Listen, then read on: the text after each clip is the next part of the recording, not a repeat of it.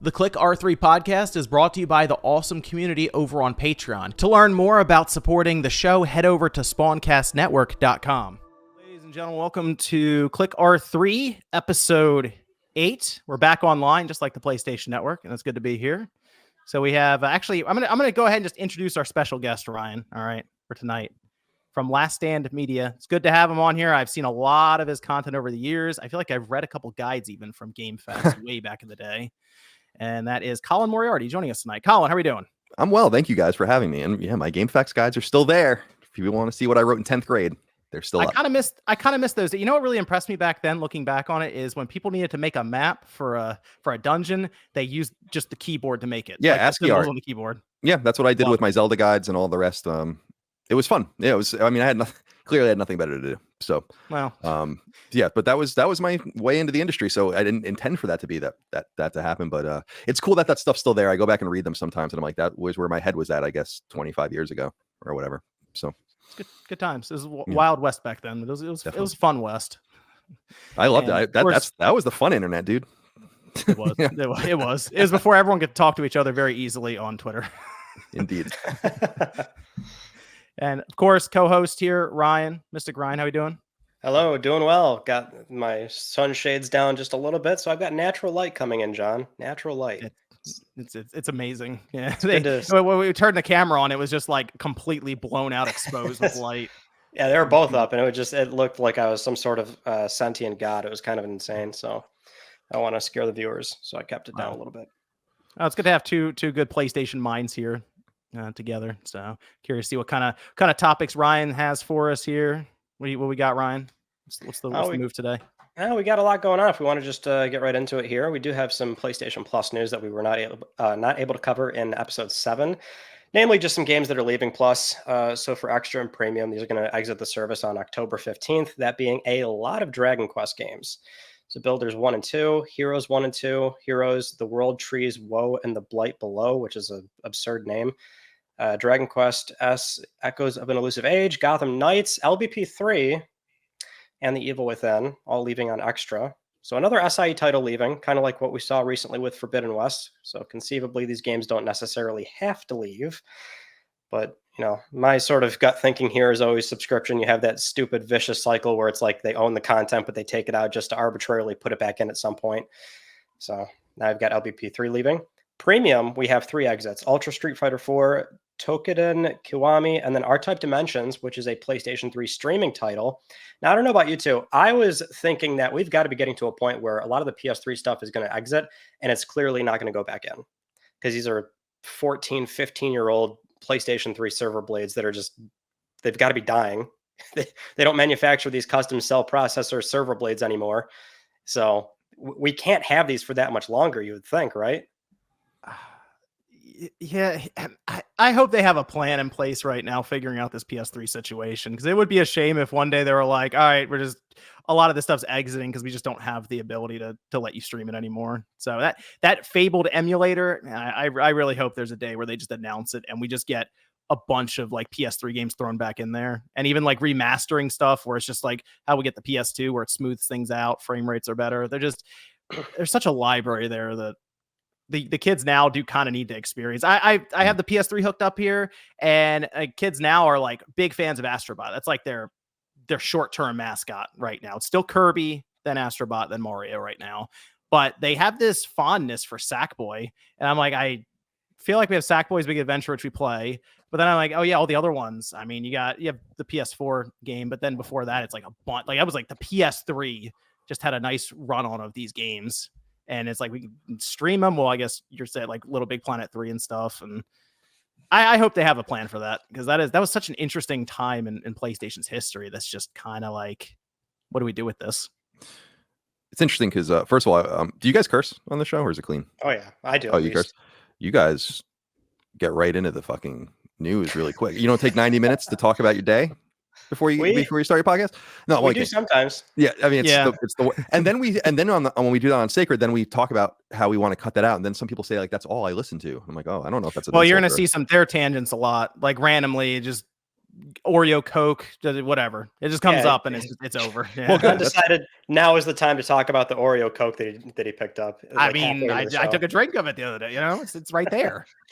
The PS3 stuff, though. I mean, I've been told, and I'm sure you guys have heard through the grapevine too. It's like, as I understand, like getting PS3 games running is per game not a huge problem. It's that it needs to be done game by game because of the way that PS3 games use the cell processor. So I was told, Moore's Law is Dead, who's he runs a pretty prolific tech channel. He had said that like he has talked to people where like individual big games are running. It's just a matter of like they have just a few of them, and then you have to like kind of go and do the work again because you can't run things through kind of a one size fits all emulator. Because some games, when you look at something like The Last of Us, right, and then you look at something like Folklore or something early, right? I mean, these games are running on the same hardware. It's very similar to what I always say about Mega Man and Mega Man 6 on NES. It's like, wow, this is really getting something out of the system compared to where you were earlier. So I just think they have to do it on a game by game basis. And my hope is that they do. It's really the only thing missing for me at this point. And Vita emulation would be nice too. And that's going to be even harder just because they're going to have to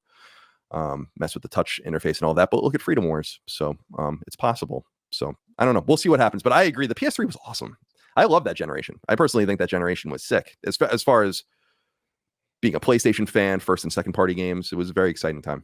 So I agree. I hope people have access to it soon. No, to your point, this has always been my understanding of it as well, is that the core issue with PlayStation 3 is a lot of what I find is the first party studios, right? Because they're the ones that extracted the most out of the hardware. So they're the ones that were leaning heavily into cell processor and using the SPEs. And because a lot of those early third party games, like the basic structure of the cell processor and the system architecture was you would have the basic PowerPC processing element, then all the SPEs that you could offload certain tasks. A lot of early third parties that those games run like absolute dog water because they only use the general power processing element. They don't even touch the SPEs. Third party games, they run decent. Like if you check like a lot of the stuff on our PCS3, which is just an enthusiast hobbyist group, they don't even have PlayStation 3 source code. A lot of those games run reasonably well. But if you check, it's the first party stuff that's an issue. Because as you say, Colin, it's a title by title basis that you'd have to really go in and sort of tweak various different things to sort of get those games reliably running. I still don't think we have enough CPU overhead on PlayStation 5 to sort of reliably do. I think a lot of what's sorely missing on the console, that being your Killzone, Resistance, or Infamous, some of those big heavy hitters, and even some of the early stuff like say your Heavenly Sword or Little Big Planet 1 and 2, which those titles also might just have licensing drawbacks as well, because that's the other thing you can't ignore about this. There's always licensing that's going to get in the way in terms of getting these games back on the storefront and republished. So there's just like a mountain of issues. This console is still biting them in the ass 16 something years later. It's insane. Yeah, it's a shame just because I think, I mean, you're much more technical than I am. I know that. As I understand, it's like these are the reasons why games like Skyrim just didn't run on PS3. Also, is because it forced you to use like if you had like 512 megs of RAM, like half of it needed to be used to run the game, half of it needed to be used to, I guess, render graphics. And on Xbox 360, you can kind of slide that around, or could have easier, which is why I think these third-party games run better too. But I'm not a very technical person at all. The one thing I do know is that a lot of these games are missing, and people are getting. I think about my three nephews who I've totally indoctrinated into PlayStation over time. One of them's in college now, one of them's in high school, one of them's in middle school, but I got them their PS3, their PS4, their PS5 all at launch. PS3 a little later, Slim. I guess the Slim launch is when I got them theirs. And they're like super into it and they're connected. But I feel like a lot of people aren't. And even for kids that age, they missed a lot. And it's a shame that we can't. I don't want Sucker Punch to go back to Infamous. I think that would be a really bad idea, actually. I just want people to be able to play those games. I don't want Guerrilla to go back to Killzone necessarily. I want them to just make them available so people can enjoy them. And I hope it's not like through this route of what they're doing with Until Dawn and so on, which I don't find offensive. It's just like, let's not do that with everything. Let's make it so that the games we already own, we can play them. Yeah, agreed. Well said. Probably some good money to make there too if you can resell each one for, I would assume $15-$20 each for PS3 titles. So that's the thing. Yeah. They have to probably leave the PS4 behind. I assume you're not going to see this cross-gen like how we have like PS2 games will come to the classics and it's, oh, here's a PS4 version, here's a PS5 version. I assume this is all PS5. Like they're not going to, the PS4 with the Jaguar cores might actually catch fire. So I mean, It's not gonna work. if I had to say now, I think this is a PlayStation 6 thing. If I had to say it, Okay. building an emulator is going to take so much time. You could see how long it took for Microsoft with Xbox, and that's even putting a compatibility layer into Xbox One to facilitate that years before the console even came out. So I'm still just I have a lot of conviction in saying I can't see it. If it happens on PlayStation 5, it would be severely limited. Like they announce it, it's this big thing on the PS blog, and it's like, oh, it's 5 games, and it's 5 third-party games you don't give a shit about. And by the way, we have to charge for them, and we're not going to let you re-download them again because they have to monetize it, just like Microsoft did with 360. The one caveat there being that they were a little more consumer friendly in that, if you put the disc in, we'll let you pull the download. But I'd be hard pressed to say I'm not sure if Sony would offer that. Can I just say, by the way, that when Reuters reported on PlayStation 6, like officially, like that was the term they used in like the next console, I wanted to cry because I was like, are we already here? Like now we have to deal with this. I'm like, oh my God, can I have just a couple more years without having to hear about this console? Yeah, it's creeping up. I was telling our audience on Sacred, it's like, we're probably more than halfway through the generation at this point. Doesn't feel like it, but here we are. Yeah, 2028, 2029, we still thinking that's probably where the PS6 launches in there. Yeah. I would have thought 28, which would mean we're halfway.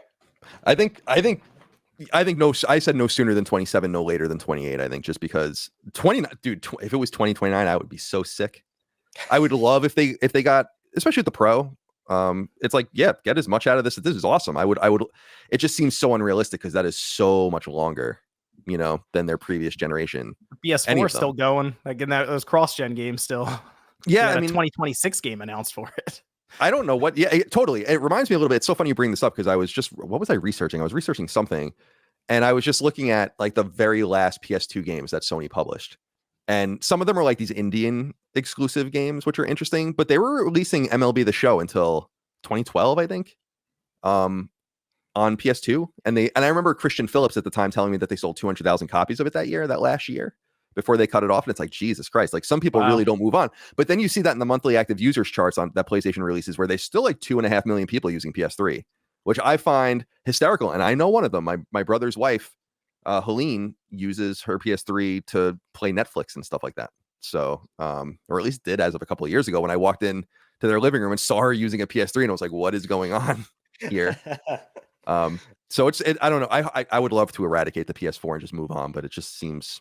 Didn't they say it was only 2 quarters ago that more people were using PS5 than PS4? So that's not a good sign, if you want to move on. So you might be right that they might go a real long time with this generation. Makes me wonder how long the transition from PS5 to PS6 would take then. If people are already like, I don't know about the PS5 Pro. Do I really need that? Then it's like, okay, well, do I need the PS6? Unless there's some groundbreaking thing, which rumblings about AI and other things being baked in, maybe that's the move. That's not just, hey, it's more 4K now than it was before.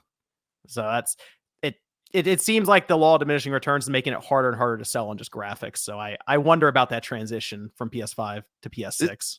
This is true, but I also, I mean, it really just wonder where consoles are going generally.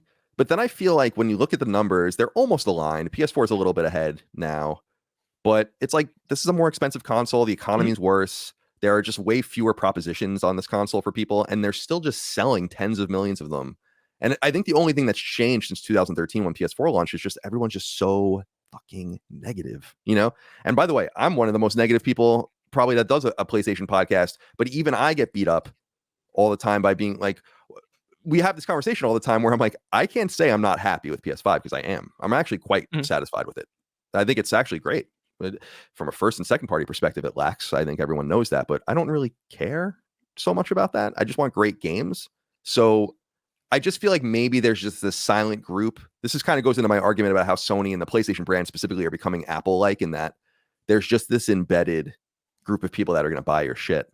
And maybe they just realize that that's why they say very little now. They're just ignoring the noise and kind of going forward. They also lack serious competition. I actually think they're starting to pivot and look at Nintendo and Steam as much more significant competition, which is why I think this handheld stuff is going to happen and all the rest, and why Portal happened to begin with and all the rest. So it's fascinating. It's good to talk to you guys about this stuff, by the way. I love getting into this stuff. It's interesting you bring up Nintendo, because if we were to believe that their next system is going to leverage 4K when it's docked and it starts, the lines become more and more blurred between the mobile chips and the high end chips, they would start seeing Nintendo as more legitimate competition. You would have figured, especially if Call of Duty is there, EA maybe gets on board with their Madden and more on board with FIFA and other games that are mainstream, quote unquote. Then it would become less about what's Microsoft doing. Okay, now what's Nintendo doing, because their blue ocean strategy just becomes okay. It's just the ocean that everyone's in at that point. I'm going to be fascinated to see how the new Switch does, because my wife is a big Xbox player and a big Switch player. She does our Nintendo podcast actually, and she's amped about it, and a lot of people are amped about it. But Nintendo doesn't really sell back-to-back generations well. NES to SNES was fairly strong but down, but then you kind of ping pong back and forth. And I wonder to this point if people care so little on Nintendo's side about fidelity, where they're like, I'm just good with the Switch. And how long will Nintendo not release games? They've always kind of started releasing games backwards in some sense, starting with the GameCube and moving into Wii or whatever, like with Zelda and Twilight Princess, and how they underprinted that on Switch, and they just inverted it and put it on, on GameCube, and then inverted it and put it on Wii. There's just so much. It's just so funny to me that Nintendo didn't see the forest for the trees with power, which I think is important, but I think it's much more important that Sony didn't see the forest for the trees with what Nintendo's been doing all this time.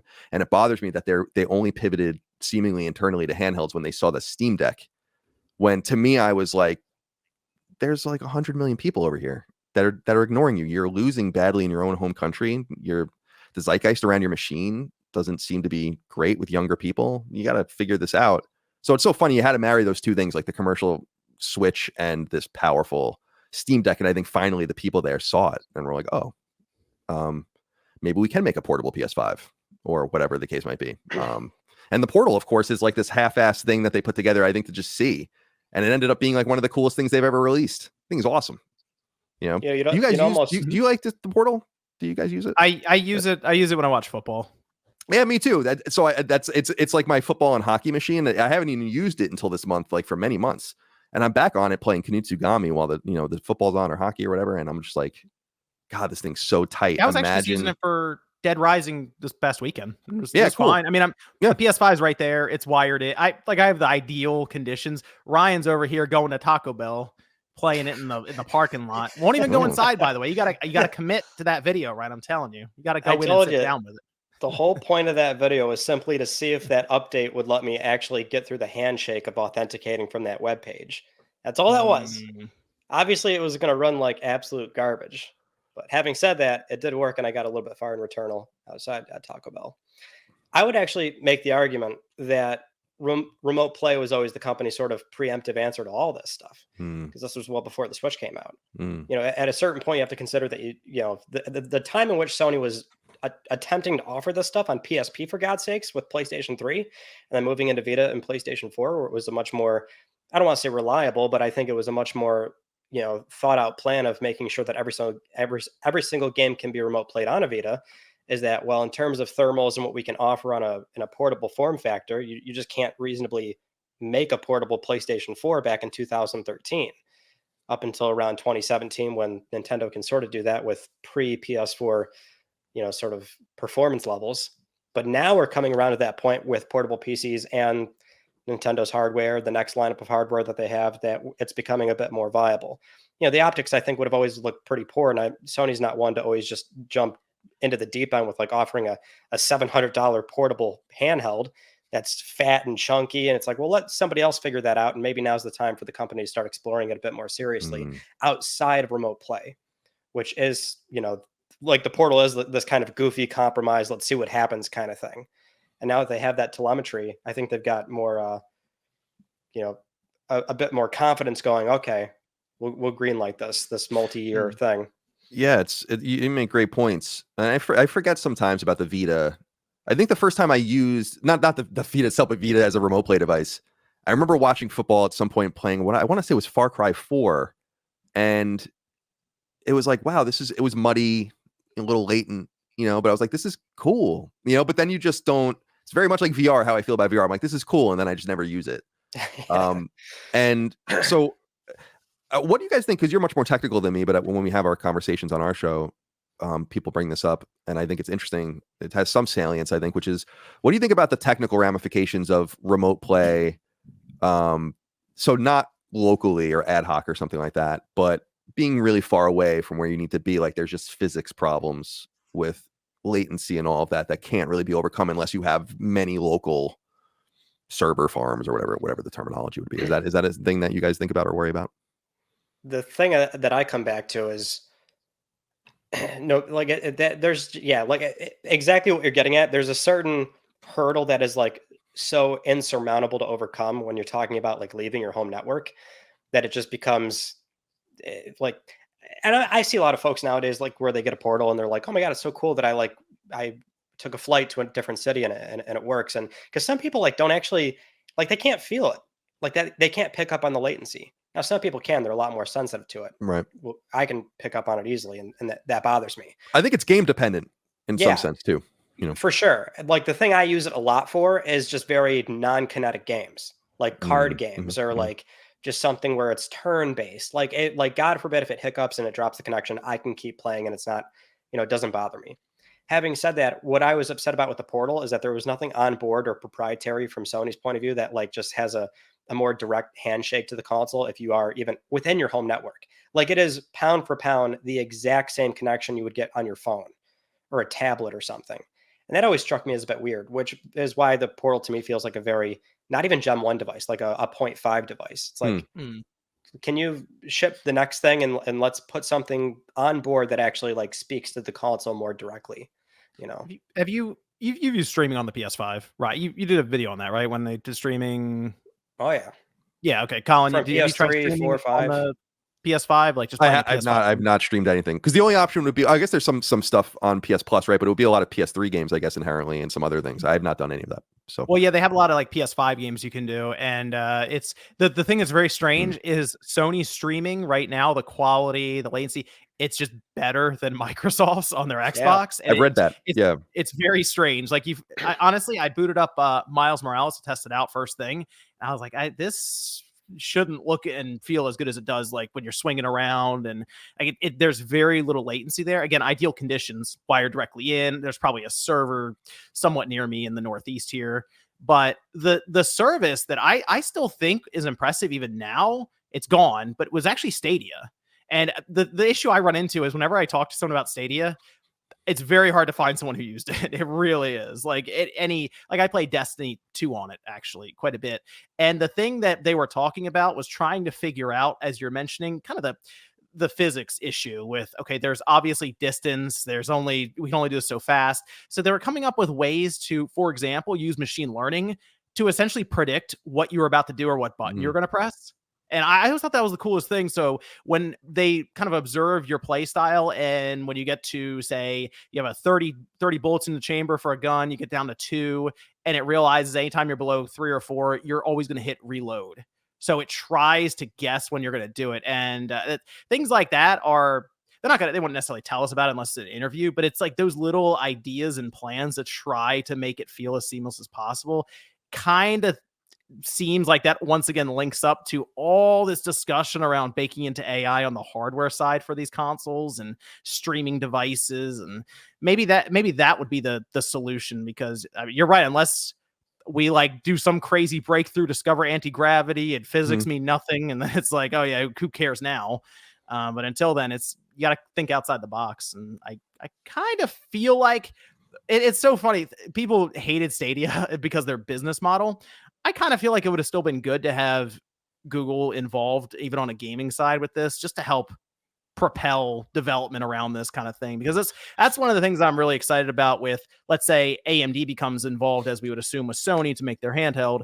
They're going to go up against NVIDIA with Nintendo, and they're already working on their Z2 Extreme chip right now for their partners with Asus and Lenovo and Steam. Valve is working with them on their own custom chip. So it seems like a lot of money is being dumped into like the mobile chip side. And I can only assume that means just innovation all over the place going forward with these chips. We haven't had a good consumer Tegra really since Nintendo got on board and started using it in their Switch. So that's my hope. I also just wonder, obviously there will be an inherent and inevitable use case for cloud gaming and streaming games, just because it won't be hardware based locally for you. But in like the short to midterm, I just feel like the core industry seems intractable. Like it's not that interested in this stuff. It Right. still wants to buy its games natively. It still wants to play in front of a TV or a PC.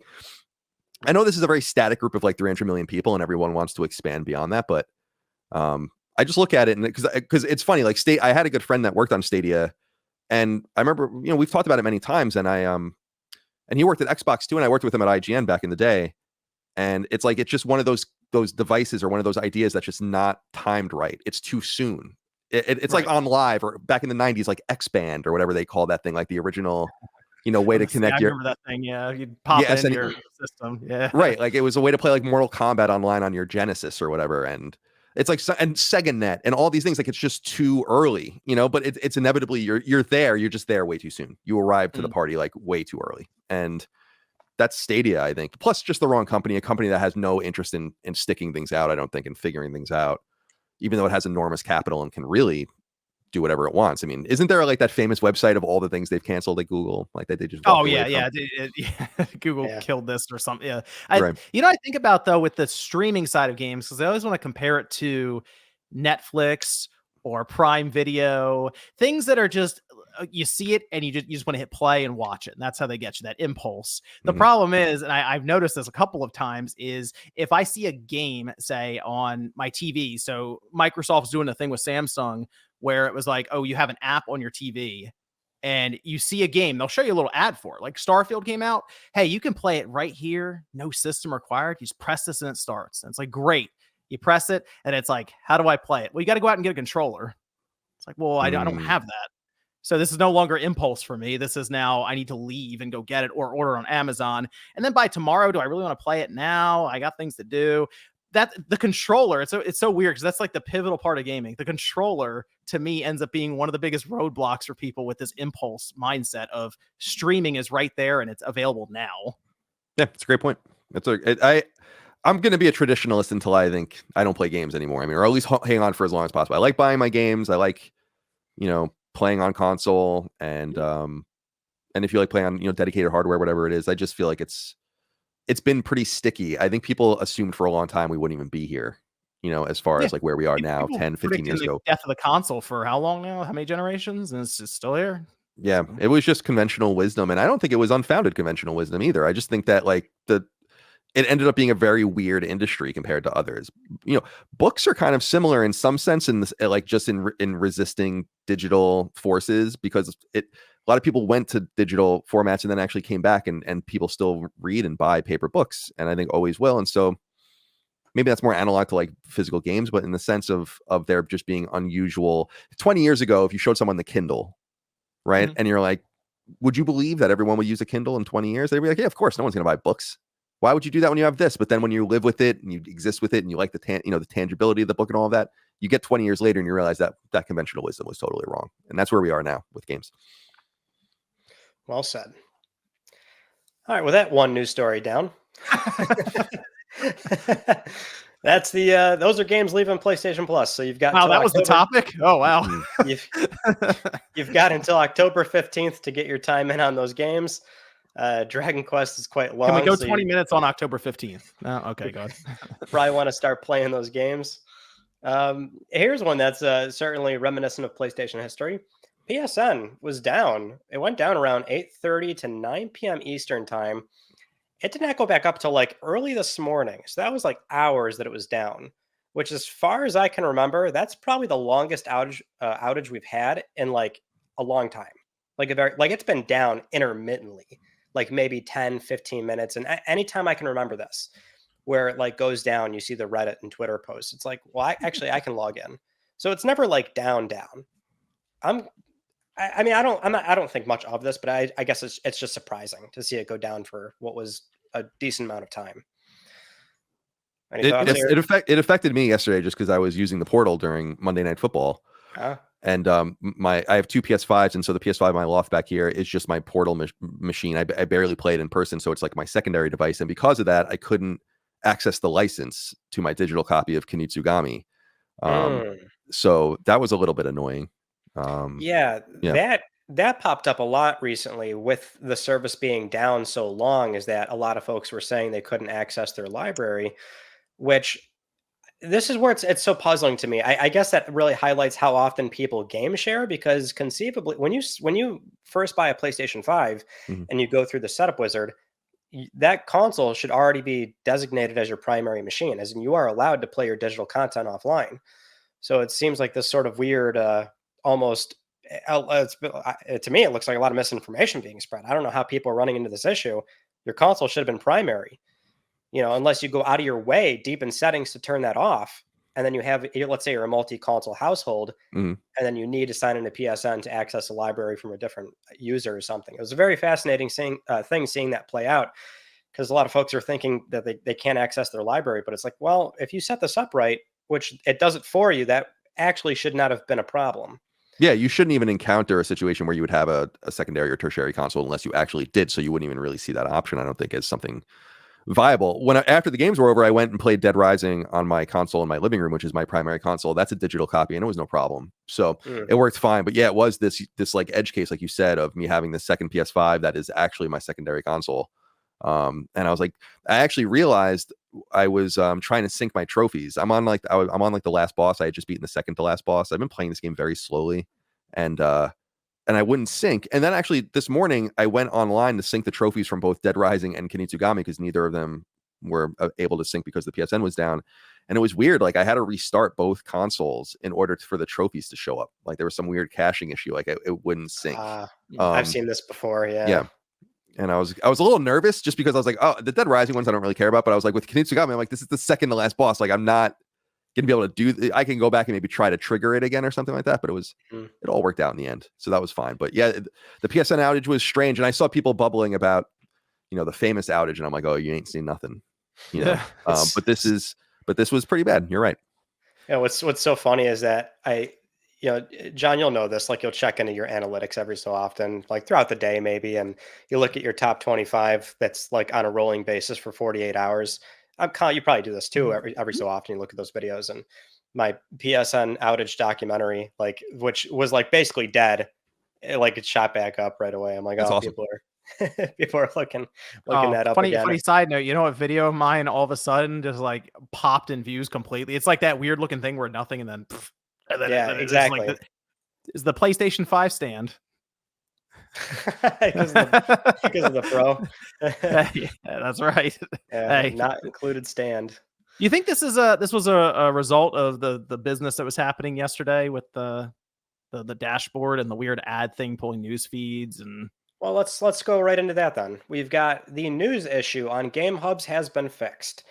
So Game Hubs on the console, that's what they call them. It's just the game tile on the console. When you look at a game and install it, that's the Game Hub.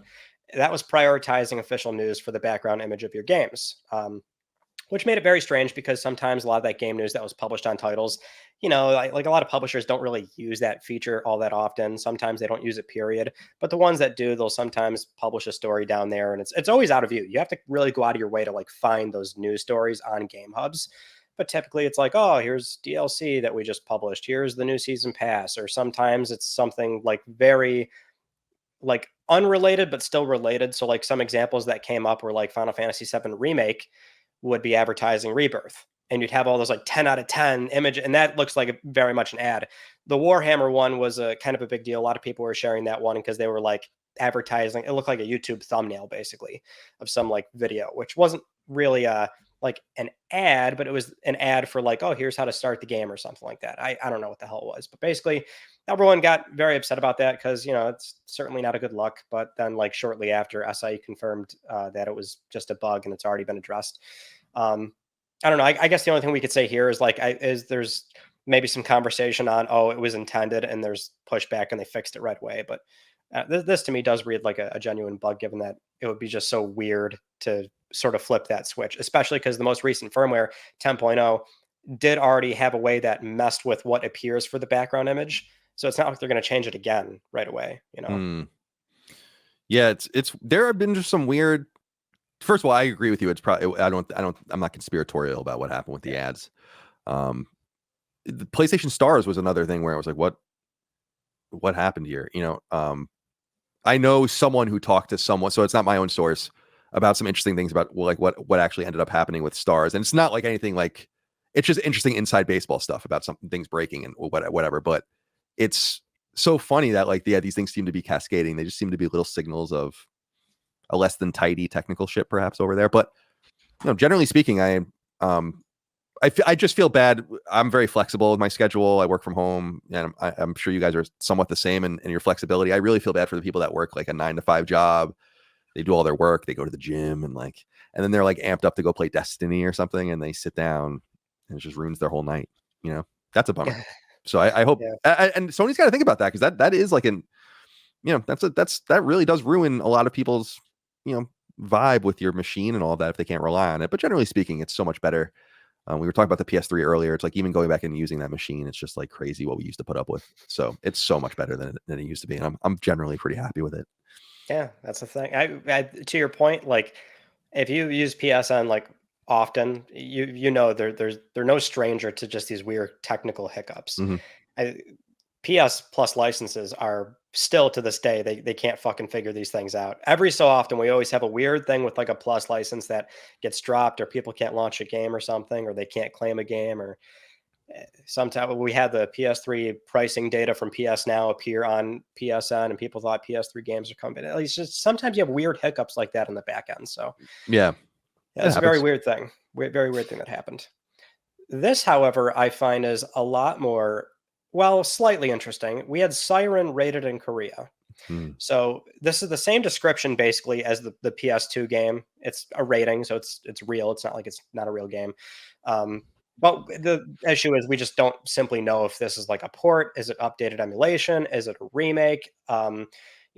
Siren's already available on PSN. It was a part of the 2016 to 2018 program for PS2 on PS4. So it's already on PlayStation 4 and 5. It's really title ID'd as a PS4 game. There's no native PS5 game, because what Implicit Conversions does nowadays for these emulated titles on the console is that they do native 4 and 5 versions now. But there's a lot of ways to look at this, because I guess it's understood that the game actually never shipped in Korea. So maybe they're just putting the existing on that storefront. Some are also theorizing that we have Fire Sprite in their one rumored project as an IP in an existing franchise, and Sony only has a handful of horror IP to choose from. I believe. Now, Colin, I might be wrong about this. Were you not a little bit privy to what that project was? Or yeah, we reported there was something. We reported like the code name and some other stuff on. Yeah. I'd have to go back into my notes to look with that. But yeah, gosh, I hope that's not what it is. Just because, although I guess some of the leaks indicated that's what they were working on. It's just like with Until Dawn and then Silent Hill. I don't think we need any more horror stuff from you right now. It's a little too much. Really? That's a bold play. It's like I don't know. Just use your resources a little differently. It might be too late for that at this point. I would actually argue horror is like kind of a big thing that maybe the company should do a little bit more of nowadays.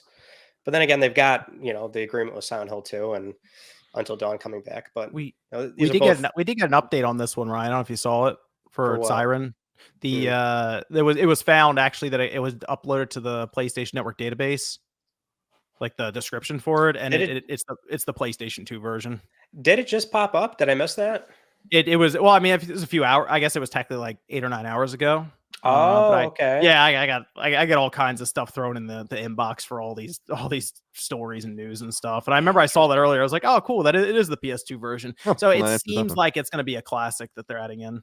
See, my gut thought was, because this is the issue with a lot of those PS2 games that they shipped on PS4, is that a lot of them are problematic on PlayStation 5 through backwards compatibility. I don't think Siren is one of them, but I think once we saw the PS2 floodgates open here, because now they have that Syrup emulation engine running for some of these PS2 titles, is that they'll go back and just sort of redo the PS2 games. I'm not sure Siren would be one of them, because like Ape Escape's a problem. What is it? Okage Shadow King is also like really messed up. So you would hope that that's what they're doing. I mean, I was thinking that's maybe what they were going to do. I wasn't fully convinced on the whole Fire Sprite thing, but I guess we now have our answer. I mean, I'm interested. Dude, Siren to me was like another lifetime ago. I was in that phase of I'm just gonna rent this and see what happens kind of thing back in the day. So I'll fire it up just to see. And I'm trying to remember how crunchy this game was in terms of like how it looked and played. There's some crunch I'm experiencing going back for some of these games in the PS2 classics. Well, all those games are just, especially like PS2 horror games, are just super jank with those controls. So, all right, let's really unpack this whole 30th anniversary thing and Hmm. PlayStation 5 Pro pre-orders. So, I'm sure we all know, but as a very brief recap, a PS1 themed PS5 Pro, PS5 Digital Edition, a DualSense Edge, and a PlayStation Portal was announced. That 30th anniversary Pro and the standard digital edition was going to come with the consoles, obviously. Imagine gray console cover if you want to add a disk drive later. They also have a bunch of like little goodies here. So like a PS1 style USB-C connector, which looked really fucking cool. 4 PlayStation shaped cable ties, a PlayStation sticker, a limited edition poster, which is one of 30 possible designs. I don't know why they have to gotchify that, and a PlayStation paperclip. God damn, are we living in a good society right now? Paperclip. And then the Pro console is kind of a big bundle. So it would come with like the Edge, the console, the stand, a charging stand as well, which we were all curious as to what the hell they were going to charge for that. Shockingly, in USD, it was only $1,000. I say only 1,000 as if that's like I would say a small sum of money. I think we were all expecting like it's got to be like 1,200 or something crazy like that. But anyway, pre-orders went up. PlayStation Direct. So the experience here is where it's going to vary widely. We went back to the 2020 Q Nightmare on PS Direct. You know, for the most part, I mean, it's basically a lottery. They only made 12,300 units of these things.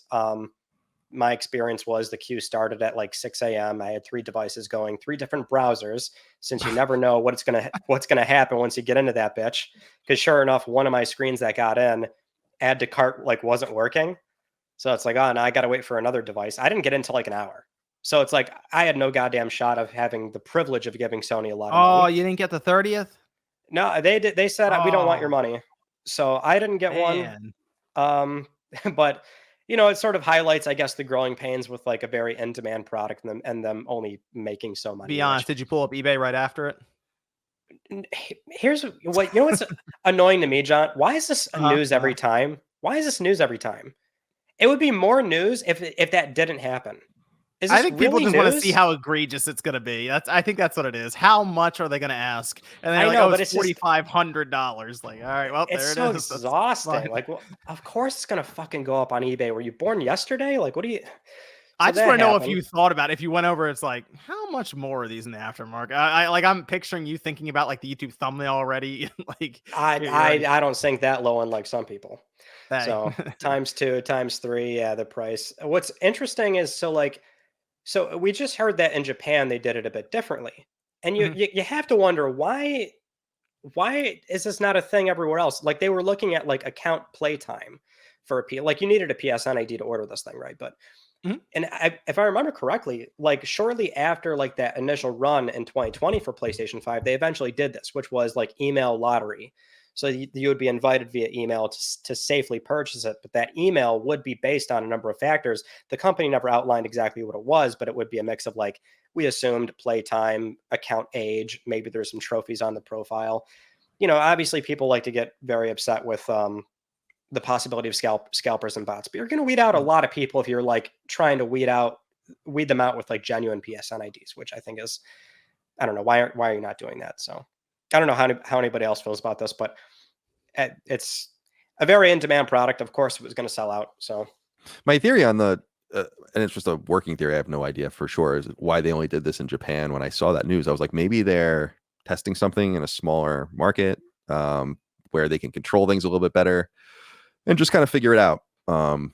And but that's maybe giving them the benefit of the doubt because I agree with you. It's I was thinking about it even with PlayStation Stars. Like PlayStation Stars is a great way to see who's actually spending money on PSN. And really, people, you see something like this, and do I want it to be as egalitarian as possible? Sure, but at the same time, it's like, yeah, maybe it should be like people that have like level 4 on PS Stars, and mm, are their accounts are a certain age, and there's a certain level of activity and certain number of trophies or whatever.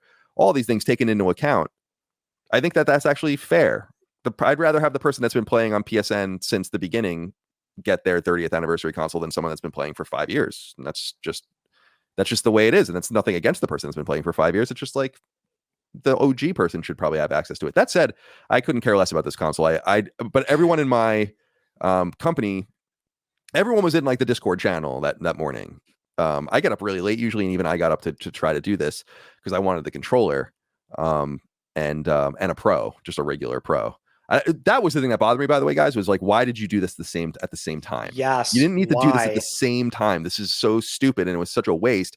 So what ended up happening was, I don't think any of my people got the 30th anniversary one, but we all, I think, got our controllers. If you were interested in one, we went to Walmart. Now, who knows? They can maybe cancel that in the future, but I got mine from Walmart too. Yeah. cool. Yeah. Yep. So I went back to bed, and then my wife woke me. So I was like, I missed out on the pro. And I was really upset for that point. I'm like, why did they do all this at the same time? Like, I just wanted the pro, and now I'm going to miss out on that. And that bums me out. But then my wife wakes me up like hours later and is like, pro is still available. I'm like, oh, all right. So then I tried to log in. And when I went to log in, I received some screen on PlayStation Direct being like, yo, your number is passed or whatever. Like it was just like a locked screen with like nothing to click on it. Like you were able to order from at this period. I missed it because I was sleeping. And then I had to go into an incognito window and log back in to like get my pro, but it ended up working out in the end. So the one thing that I was on the edge about, and I didn't get in, so I didn't end up getting it, is the that portal was sexy, that 30th anniversary portal. And I was like, oh man, that I might go for, but in the end, I didn't end up doing it. So, so did you guys know people that, and people in my audience got one, or at least that's what they say. Did you guys I don't know anyone. that I don't know got anyone kind who got the thing, the 30. If anyone was Yeah. going to get it, then I know it was going to be Ryan because he was going to go all out for it. No, but it's lottery, John. Like they didn't let me in. I'm The pro was at least- outside at the bars. Let me in. everybody who wanted a pro though seemed to get it. That I've heard. But like I actually bought I said, you know what? I probably missed it. It's going to be available at retailers on October 10th. So Right. Yeah. I will wait. I'll go to GameStop when they open. There's one right near me. It's a high volume one, so they're probably going to get enough of them. I'll put the order in there. I'll drive out and pick it up. And then I go on the PlayStation Direct again, and it's there. I was like, oh, this is like 2 or 3 days later. Yeah. Add to I don't cart? think it's Okay. sold out. Maybe the one thing I was thinking of is like maybe because they're setting the retailer dates later, they're allocating in real time. Like, well, we want to sell the most ourselves, so we'll make them as available as people want them. But I'm like, that's not really the way you want to play with your retail partners, that you rely on to distribute your hardware. So, yeah, it just doesn't seem. And I don't necessarily blame anyone. I mean, I think it's a really interesting device. I'm excited about it. But it's $700, and that's going to be a sticker shock to anyone. That's a lot of money, So, so I feel I understand why people don't feel like they need it. So I'm going to and we'll never know how much it sells. The only reason we know how much the PS4 Pro sold is because of the Insomniac leak. They did. Yeah. The only thing Sony ever gave us officially was a ratio, was 1-5.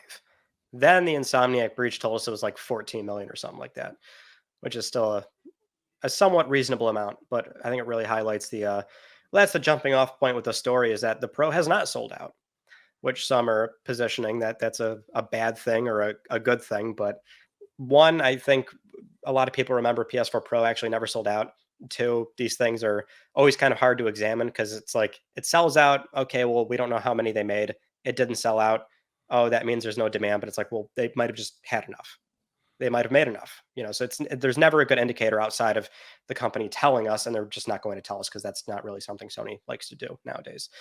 But talking about the Pro, we can just segue into that because people that are far more technical than any of us here, Digital Foundry, they recently had some hands-on time because Sony had a little press event in San Mateo. So they only had like a 3-hour session with the press. A lot of people flew out to go try the console and things like that. So I've got a little cheat sheet for like a number of games and enhancements, which we don't necessarily have to go over, but I wanted to at least highlight some of the key points here that Oliver McKenzie mentioned during his hands-on time, again, from Digital Foundry. So F1 24 also has an 8K mode. So we actually have 2 games that will be offering a very experimental 8K mode and also a much more, I would assume, viable 4K 120 mode. I believe he did say Horizon Forbidden West is not using PSSR or checkerboard rendering, so Guerrilla's probably doing something themselves there. The Crew Motorfest, apparently, like that's a game where it's really stood out. It looks much, much cleaner. On the flip side, Demon Souls is an example of a game that on base console still looks gorgeous, and I'll even stand by this. I think that's still one of the best looking sort of actual next gen games. I think it's one of the cleanest looking games. That we have. And he said it's just resolving a more clean 4K image on the new mode. Dragon's Dogma 2 is a more atypical example of PS5 Pro support in that they are using PSSR, and the frame rate did feel a lot more stable, but it's stable to the point where, like, when you're through the city and that's where the game is like kind of rough, it's like hovering in the 50s. But now that it's hovering in the 50s, it's within the VRR window if you have a compatible display to hopefully come in and clean up that game. Because the caveat with PS5 Pro, despite how good it might actually be on paper for the GPU side, the CPU is damn near the same, and they're just clocking it higher in some cases. So CPU bound games are still going to pose a bit of a problem on this console. But he did say if you value fidelity, if you like ray tracing, higher frame rates, or performance modes, PS5 Pro is a good investment, which I think we all understand. And certainly at that price tag, it is for an enthusiast console buyer. And that's the other big caveat. If you're a console buyer, then this is, the next best thing to get out of PlayStation. So I'll kick this over to you, Colin. So I don't know where you stood really on the console in general, because it is, I think for a lot of, like, all of us, I don't really thought it was going to be that high. I knew it was going to be a lot. I thought $650.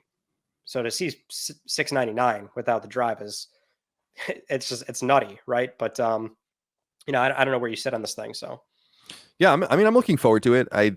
The price is high, and I brought up Moore's Law is Dead before. I had him on Sacred Plus a couple weeks ago, and he was saying, like, at that price, they're definitely making a nice profit on it. Like, it's not something they're selling at like some borderline $20 profit, or they're making a nice little chunk of change on it. And I think they realize they can on a very hardcore group of PlayStation players that will buy this machine. I think a few things bother me. The one thing that is kind of people's response to there being no disk drive, which I guess I kind of get it in some sense, because it's supposed to be like the high end machine. But on the other hand, it's like, I just feel like people are obsessively, holding on to disk-based media on behalf of everybody, instead of asking like how much maybe more they would have charged for this thing if it did have a disk drive in it and they did want to extract margins out of it. So some of the reaction to it, I think, has been confusing, but there are games I'm really interested to try on and excited to try on it, specifically Alan Wake 2, because I had really serious problems with that game on PS5. And I don't know how much you guys have gone into these weird bespoke images or bespoke problems that people have on PS5 with games that, like, where it only is a problem with this game on this console. Have you guys gone into this on any of your stuff at all? We had an editor at Last Stand, Ben, back in 2021 when Returnal came out. Returnal would not work on his PS5. Like, straight up wouldn't work. Disc-based version wouldn't work. Downloaded version wouldn't work. Format the machine, it wouldn't work. Sony replaced the machine for him. And apparently, wow. when we started looking into this stuff, it's like, it's not common, but this is happening to people where, like, just this random thing doesn't work, like, no matter what.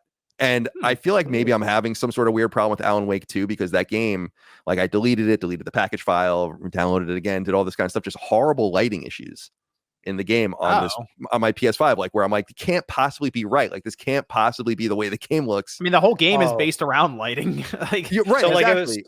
it was a full-blown graphical artifact. Like, it should not look like that. Like there's just, like, I'm a dummy, and I'm like, with tech, and I'm like, there's just no way the game's supposed to look like this.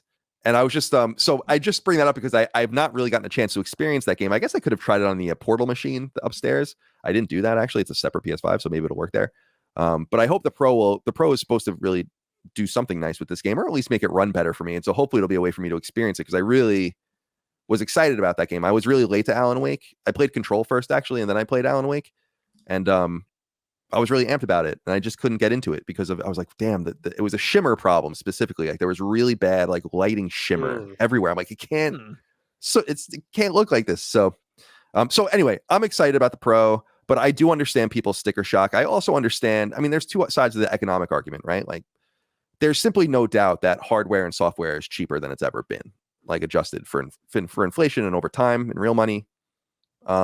On the other hand, there's also no doubt that people's economic situations haven't necessarily kept up with per capita expectations of how much a household is making and so on and so forth. And a lot of people are struggling out there.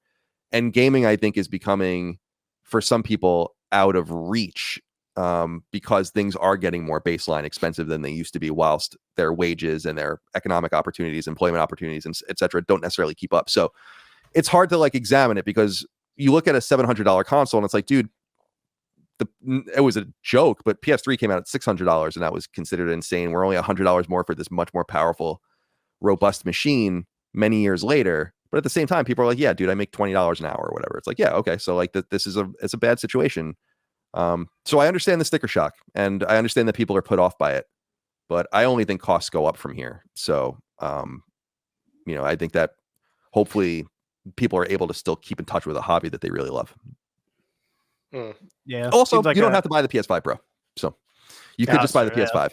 But guys, isn't that the thing that they missed? They should have dropped the price. Just like the PS4, PS4 Pro came in at the PS4 level. Yep. And then they dropped the PS4. And that I'm not expecting them to do that, but it would have been cool to be like, oh, don't worry about that. Here's $50 or $100 off on the PS5. They kind of, I don't say they did. They were close because they had the refurbished systems they introduced, and I'm looking at these. I might order one just to check it out to see what happened in there and what they're pushing exactly with it. But if that's a high quality refurbished product it starts at $350, it's a pretty big gulf between that and the Pro. So it's not, oh, you walk into the store, there it is now for what I guess $350, $450 we could say somewhere in there if they drop the price. But it's at least an option. But yeah, it's that price. I think if you watch all the reactions online of people who streamed it, we're like, whoa, okay, that's more than we were thinking. A lot of people were estimating 600 maybe on it, and maybe there wouldn't be a disk drive. Which again, Ryan, we talked about that quite extensively. How could they make this work for them and also kind of present it as a cheaper price? But technically, for me, and I have to assume Ryan with the disk drive attachment, probably 780, and you kind of chance it if you don't have the stand, if it's got to go stand up. Although mine's sideways, so I don't know. We were also trying to figure out, are we going to get those little plastic pizza lids things for the for this big PS, or what we assume to be a sizable PS5 Pro? The vertical stand thing is funny because it's like, how many people are actually positioning the console vertically? It's kind of a shame. One of the better things that they actually engineered was that original stand, and like I think it's completely retired and gone now. Yeah, that was actually a pretty cool. It's weird because it's like a little stand thing, but it was cool. Like it rotated to change if it was vertical or horizontal, and now that's such a sticking point now. And they put a stand not included. It's like, oh, that's strange. Okay, but that's I'm excited for the PS5 Pro just because I would like to see how these games will look then natively. I just don't think any of these things come across through streaming. And it's just the thing I think that they've really struggled with is just presenting the system better. Like I feel like Digital Foundry should have been there immediately with but they had CNET there or something, and they couldn't even take direct capture from it. It just felt like they weren't necessarily in tune with how to present this thing immediately for people in a more, I guess, a more tangible way so they can actually see the differences. Also, it's kind of a shame that I've already played through Rebirth because that game looked like it had Vaseline smeared on the screen, and now apparently that's fixed. But I'm also like, all right, I'm 100 hours into this game. I don't really want to do another 100 just to get the platinum because, my gosh, that game goes on forever. Rebirth does seem to be the one that's seeing like a pretty dramatic improvement. Colin, for Alan Wake 2, it looks like they're going to be adding ray tracing to the game, improved visuals and effects in the 60 FPS mode, and upping the output resolution to 4K. This one was actually a bit of a up for contention with a lot of people because this game infamously on base PS5 consoles has a very low internal resolution. It does look kind of blurry. Yeah, but the core issue here is that the actual internal resolution isn't really a problem if you say have a really great reconstruction method, or in this case, an AI solution being PSSR. If that comes in and gives you a near 4K image quality, then quite frankly, what does it matter what the actual target internal resolution is? Because when they were pixel counting this game, and I'm talking about Digital Foundry here, they came out to 864p, I think, for the 60 FPS mode, and it was like 1200 something p for the 4K mode in terms of the true resolution it's running. But again, if PSSR is giving you a 4K image quality, then doesn't really matter, right? Yeah. And that's the benefit here. I still am very curious as to what the console does for 1080p PS4 games, because apparently that's supposed to help too. And I think that's like a much more dramatic gain if you're talking about improving 4,000 something games that never even got a pro enhancement, right? So yeah, I think the company really just did not really do a great job explaining this console, like in the same manner they did with PS4 Pro. Like they had like an hour presentation for PS4 Pro back in the day with Mark Cerny getting super technical and everything. It's like, why didn't you do that again? I think that it's clear at this point, I think, that internal PR and marketing has a strategy to speak little and to mass market publications, or what they deem to be more mass market publications. They're talking much to GQ, and like there's nothing wrong with that. It's just they have no interest in talking to enthusiast media anymore, which is I think fine. I mean, I really do believe that they think that they don't have to do very much, and I think that you're seeing a reflection of that.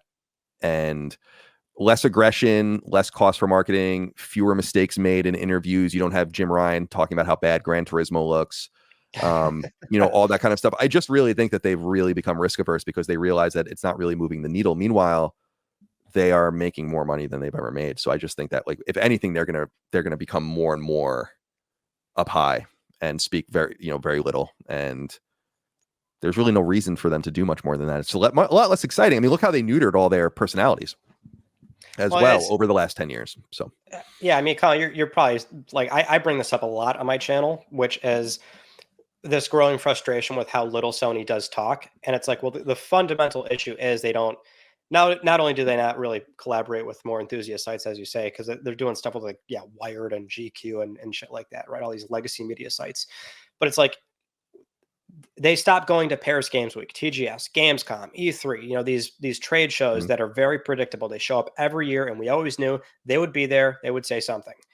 Once they stopped doing that, there's this appearance, and it's not even so much a facade. Like it's true. Like they don't talk nearly as much. 4 or 5 press events a year, and they don't do those anymore. It's no longer a guarantee. And now the kind of things that you would think show up during a live stream or when they would rent out a venue or something, and now it shows up on the PlayStation blog on a Tuesday. It just it's that lack of communication. And they're far less personality driven as well. They used to do a lot of that stuff during PS3 and 4. So yeah, it's very different. I'm sorry, I didn't mean to interrupt you. No, that's it. It's very different. I just feel like even the Freedom Wars announcement from Bandai Namco, which is, it's fascinating in many layers of licensing and all of that kind of stuff. Like, why didn't you save that for the state of play? Like, there doesn't even seem to be that level of communication going. But at the same time, this came up on the show recently, and I do think it's an interesting counter, just a devil's advocate kind of thing, because I actually agree. I would like to, but it's like, okay, we were talking specifically about PSX when Uncharted 4 like borked out. I don't know if you guys know that story or were there. I was there in the room where like they were playing Uncharted 4. Bruce Straley was playing Uncharted 4, and he fell through the environment and the game crashed. Everyone started applauding, and it was like a crazy thing. And I was like, okay, so think about that. That was 2015. What do you think would happen now? Twitter would be very nice to him. Very nice. Solid point. Like, how do you think that would go on now on Twitter? And and I think they look at stuff like that. I just think it's just an example of, maybe like look at our sales. Like we basically relegated our primary competition is publishing games on our platform. Like we're good. And I don't blame them for having that outlook. But I love the Shuhei days. Like when I was at IGN, and we would interview him they would let us interview him for almost 2 hours every year at E3 in a hotel room. They would just give you access. We would, or when I became good friends with Gio Corsi, and he held the Vita up on stage, and he got in a lot of trouble for that, behind the scenes, because they wanted to kill that thing for a long time. They don't want to like keep this thing going. And it's just, I think they just were like, I think what's clear is that marketing and PR, and knowing a lot of those people over the years too, like they won in the internal battle. San Mateo won, the international battle about localizing the company out of California when it was really localized out of Japan and England for a long time. And I think they just won the whole battle of messaging. Less is more. And that's why I think they're becoming Apple communicates a lot more than them actually, but it's like, that's why they're becoming more of an Apple like company, where they're like, we just have our consumers. Now we want to keep them with engagement devices, PS5 Pro, Portal, PC gaming, putting Horizon on Switch, all that kind of stuff. I just think it's all part of the same play, Yep. Let's move on to some Astrobot sales, and also a little thing that came out about the Cameo bots. John, we've been following this closely because we, of course, stan Astrobot here. And we want this game to do very well. So coming from Matt Pescatella of Circana over on Blue Sky, across both physical and digital, Astrobot ranked second in unit sales in the US up to September 7th. And then over in the UK, Astrobot's UK launch was quite solid. First week sales are 21% higher than the debut of Ratchet and Clank Rift Apart in 2021. Astro was number 2 last week behind Space Marine 2. So I think we have every indicator in the book that the game is doing reasonably well, which, as we've said before, this game does not have to be like a 5-10 million plus seller. It's a modest budget, 3 years, 65-person team. I mean, as long as this game makes money and is a potential stepping stone to more Astro, I think that's great. So I think we've got some good early indicators that Astro can be more of a PlayStation household name here. Yeah, we're That'd be thinking like awesome. Ratchet and Clank territory for sales, right? That's what we're aiming for.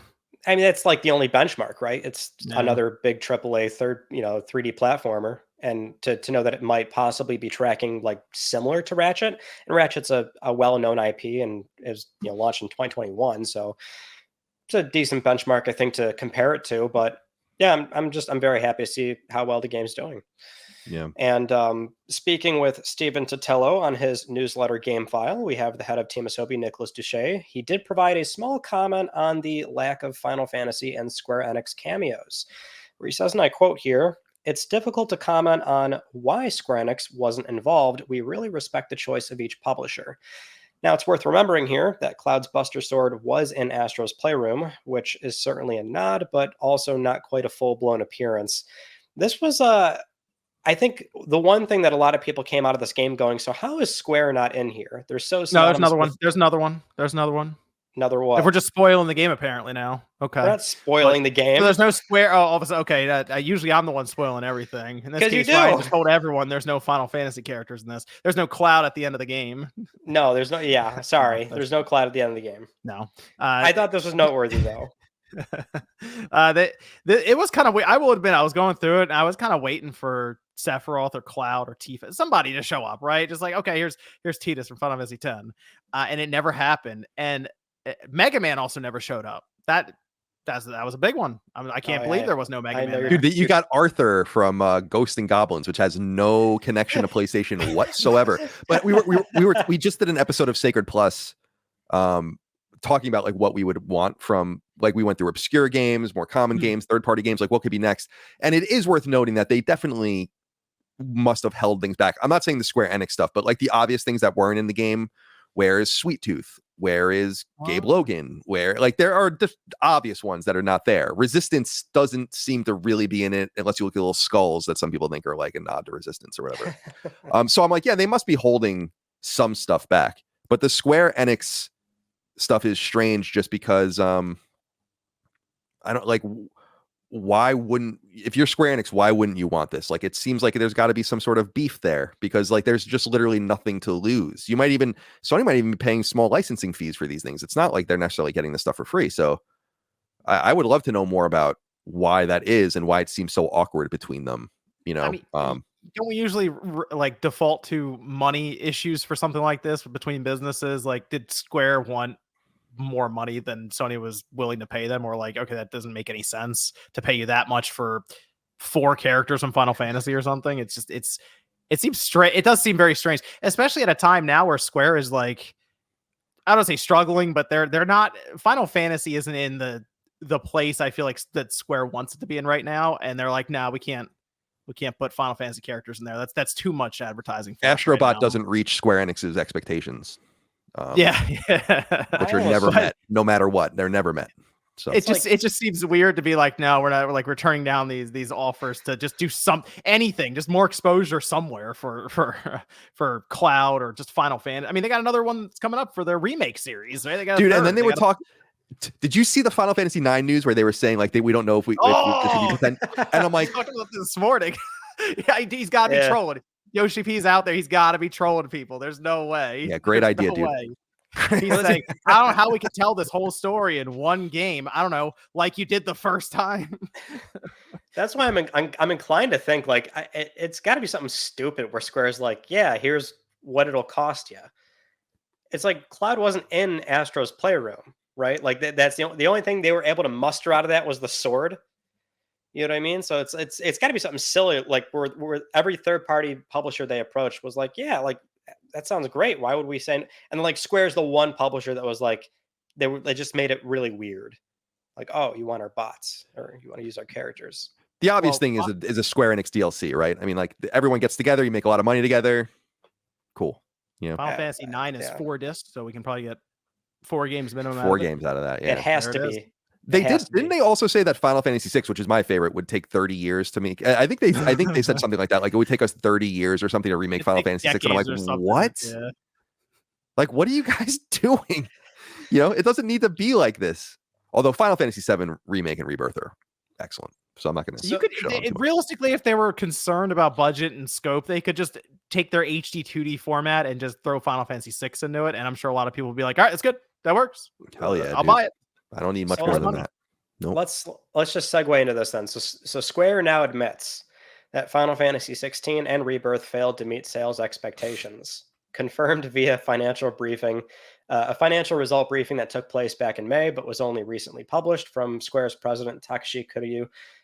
They outright state on the financial report there where it says, and I quote, "In the HD games sub-segment, we released multiple new titles, including major titles such as Final Fantasy 16 and Final Fantasy 7 Rebirth, but profits unfortunately did not meet our expectations." Now, the thing with 16, of course, came out a little bit, well before Rebirth. The initial language they were giving that game at the time was that, yeah, it did good. But it seems like it did not have the sales legs that it did. Rebirth is a different example here, though, because the game just came out. That's back in February. So to already walk away with this saying it didn't meet expectations and kind of goes back to this vicious cycle of Square News, which is everything they put out seemingly cannot do what they're looking to get. But the missing context there is always if you're going to be, risking millions of dollars in video game development and you're only making a 5% return, you can just put that money into the stock market or something and just into a have CD. Yeah, you can put it into a CD. So, I mean, I know it's like fun to clown on Square, but they do have to make more than like 8% on these games, So it's interesting, right? Because obviously FF7, there's a lot that can be said about them remaking such a beloved franchise, and Rebirth's kind of the big entry where you leave Midgard. 16 also, I think, represents a very interesting thing for Square, and that I think that's them actually acknowledging that maybe Final Fantasy is seen by many as stale or not a big household name, and they're making a genuine attempt of like, here's a more global, action combat style game, and we're actually trying to do something different with Final Fantasy, and both these things aren't really landing. So it's weird. They're kind of in a rock and a hard place. I almost feel in a way bad for Square. I would love to know why their expectations are never met. You could argue that so there's some sort of fiduciary obligation, in fact, to make reasonable expectations that you would surpass so that you don't injure your own company by constantly releasing quarterly reports saying that your games don't meet expectations. You're not supposed to just say that out of nowhere. Like, you're supposed to have lots of data and sales numbers and historical data and all the rest and prognosticate about what is going to happen. And why are you always wrong? That's like a question that's, I think, actually pretty important to ask. And why are your expectations, why do they seem so out of whack? Capcom celebrates selling 2 million units of Street Fighter 6 over like a year or something like that, and you sell 3 million units of Final Fantasy 16 in a week on one console, and that's insufficient. What did you think was going to happen? That's the problem, in my opinion, is you should, Final Fantasy 7 Rebirth sales are weaker than Final Fantasy 7 remakes. Yes, it's a sequel. Yes. Yeah. I to me, I just, that's what frustrates me, because I'm a huge Dragon Quest fan. I'm a big old school Final Fantasy fan, and I loved Final Fantasy 16. I thought Final Fantasy 16 was awesome, in my opinion. Mm-hmm. And a great direction and it felt so deeply Final Fantasy, and it was so modern, and it was so robust, and the boss battles and the music. It felt like the first Final Fantasy almost, those old days of it. It was wonderful. And I think Final Fantasy 7 Remake and Rebirth are really exceptional games too. But you have to understand that they're not mass market games. And maybe you should embrace that more. And if you're selling 3, 4, 5, 6 million copies of these games, you should celebrate, because that's an enormous amount of copies in a universe where Star Wars Outlaws is selling 1 million units across every platform. And it's a Star Wars game that was probably made for a much higher budget than Final Fantasy 16, actually, across many more studios. And I just look at that, and so that's what frustrates me as a Square. I loved Enix back in the day, and Squaresoft, and of course the Square Enix merger for the last 20 years has borne so much fruit. But why do they always undercut themselves? It really bothers me. It's like maybe get some economists in there that actually know what you have and can successfully predict how your products are going to do. It's a joke. Do you think it's a company culture thing, or just some kind of like they feel more obligated and there's more pressure to say it the way that they're saying it? Because it is, I've always found it very bizarre that, you know, they frame it in such a manner where it sounds so bad, and it's like, well, it can't be that bad. To your, like, that's what you're saying. Like, when you ship that many millions of copies on like a singular platform, it's just hard to grasp how you would frame it that way, you know? Well, that's what it was. I mean, the jig was up for me, guys. Like when they talked about the Final Fantasy 16 numbers, and I'm like, I don't know what you want. Like at that time, there were what, 40 million PS5, something like that. 3 million people bought your game. Your Final Fantasy. You're not Madden. You're not Uncharted. You're not Halo.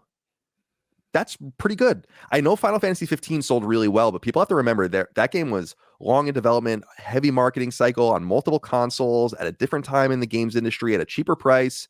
Like, I get annoyed for them because they should be very comfortable. You look at companies like Bandai Namco, and I even look at Koei Tecmo and other companies where I'm like, these guys know exactly what they are, and they make money and they quietly kind of churn, and they don't have these outrageous expectations. And it's what I said earlier, like, and you noted it, Ryan, was you make yourselves look so bad when you release these statements. And if I were internal there, you know, if I were working for the CFO or something, I'd be like, don't we have some sort of fiduciary obligation to make reasonable expectations that we can surpass?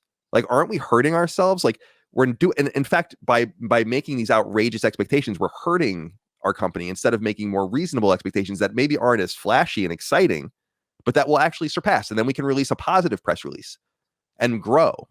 And just wait, man, until Dragon Quest 12, which will not meet expectations. Kingdom Hearts 4 will not meet expectations. The Final Fantasy Tactics remake or whatever they're doing with that won't meet expectations. Final Fantasy 9 remake won't meet expectations. It's just it's a joke. And it really goes all the way back to Rise of the Tomb Raider. Like, if you can track it all the way back to that and just how many times they've said it since that point. That does seem like that was the first one. The first game that sort of... Even the original, like just that Tomb Raider series in general. I mean, obviously they got rid of the IP. Like, they weren't very happy with it, just in general, and I guess the development costs. But the original, like Tomb Raider 2013, with the whole reboot, sold a few million copies early on, but then over time it ends up at like 12 million copies because they keep repackaging it, reselling it, putting it on other systems, even putting it then on the next generation. Like, they're going to do that with 16, and they'll probably come out of it someday like, oh yeah, we ended up at like 11 million copies of 16. And it's like they're going to put it on, just put it on PC. They're probably going to get on Xbox. They've already talked about it. TGS, we want to get it there. And I mean, if they can do it on the next system with Nintendo, they probably put it there too. Maybe they'll get it on phone someday. Like, they're going to do this long running release of 16. I don't know what's going to happen with that remake series, because I think they're tied at the hip with Sony, and at least until it's complete and it's done, and then so many years have passed. But 16 I feel like that's going to end up 10 million plus in its lifetime at someday, just like 15, where that was just a long tail and it just kept releasing, and they had DLC, and then they canceled DLC, and then they repackaged it. It'll be everywhere. They'll push 16, I'm sure. My question is, what's the strategy for them with 17? Do they keep going action based, or do they change things up once again and maybe try to incorporate turn-based with action again? Kind of like we see that Expedition 33, which I think looks awesome. It really does look awesome. Looking game, right? Yeah, it really does. But leaning into kind of that Lost Odyssey look, where it's like up close and personal at times when you're attacking with the turn-based elements and kind of like time-based attacks. I'm trying to figure out if that's kind of what they do with 17, because I think they need to come up with something for 17 that does feel genuinely different. And I know they just did the dark and brooding stuff with 16.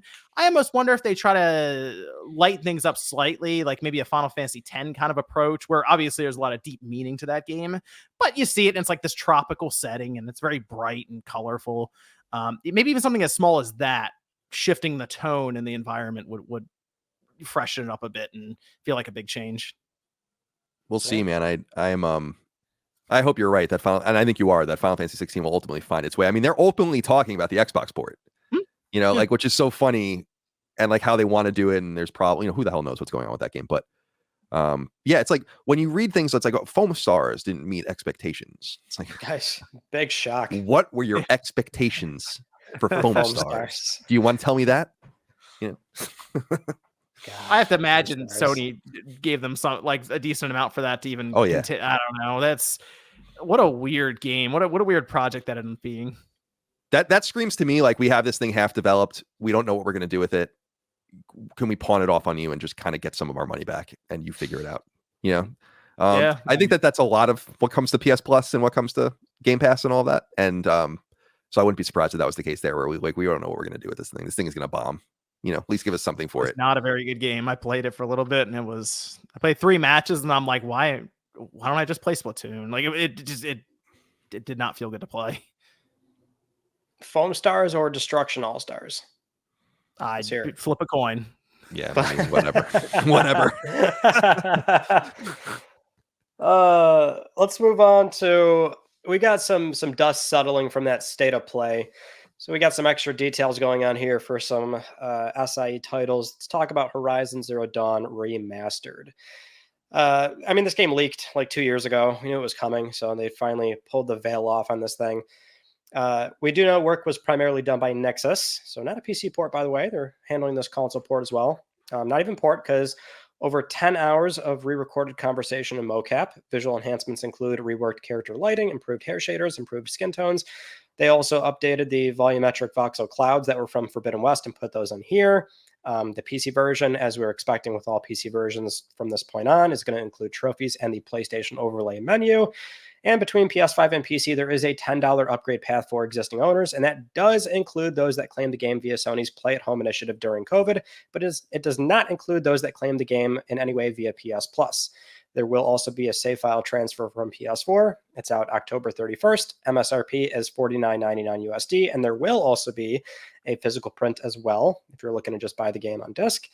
But the other like kind of thing that came out of this was that they sneakily doubled the MSRP of the existing game right now on PSN, so you can't, you know, kind of get in while the getting's good, buy it for $20, then your upgrade path is 10 and you come in cheaper than the MSRP, which they seem to be you know, I guess it kind of circles back to the point you made earlier, Colin, about how it just seems like every little thing that they sort of do nowadays, there's a like a kind of a loud audience that will get sort of up in arms about things. But you know, I'm very surprised that they actually were going to honor the play at home thing. Genuinely, I thought for certain they were going to exclude those licenses for this game, which is already, you know, sort of this uphill battle of like, oh, it's more Horizon, it's more Horizon. It's another Horizon game. They're remastering it or remastering a game from 2017. I mean, we all kind of know how the optics for that don't look very good. So I'm curious how you're feeling about this game.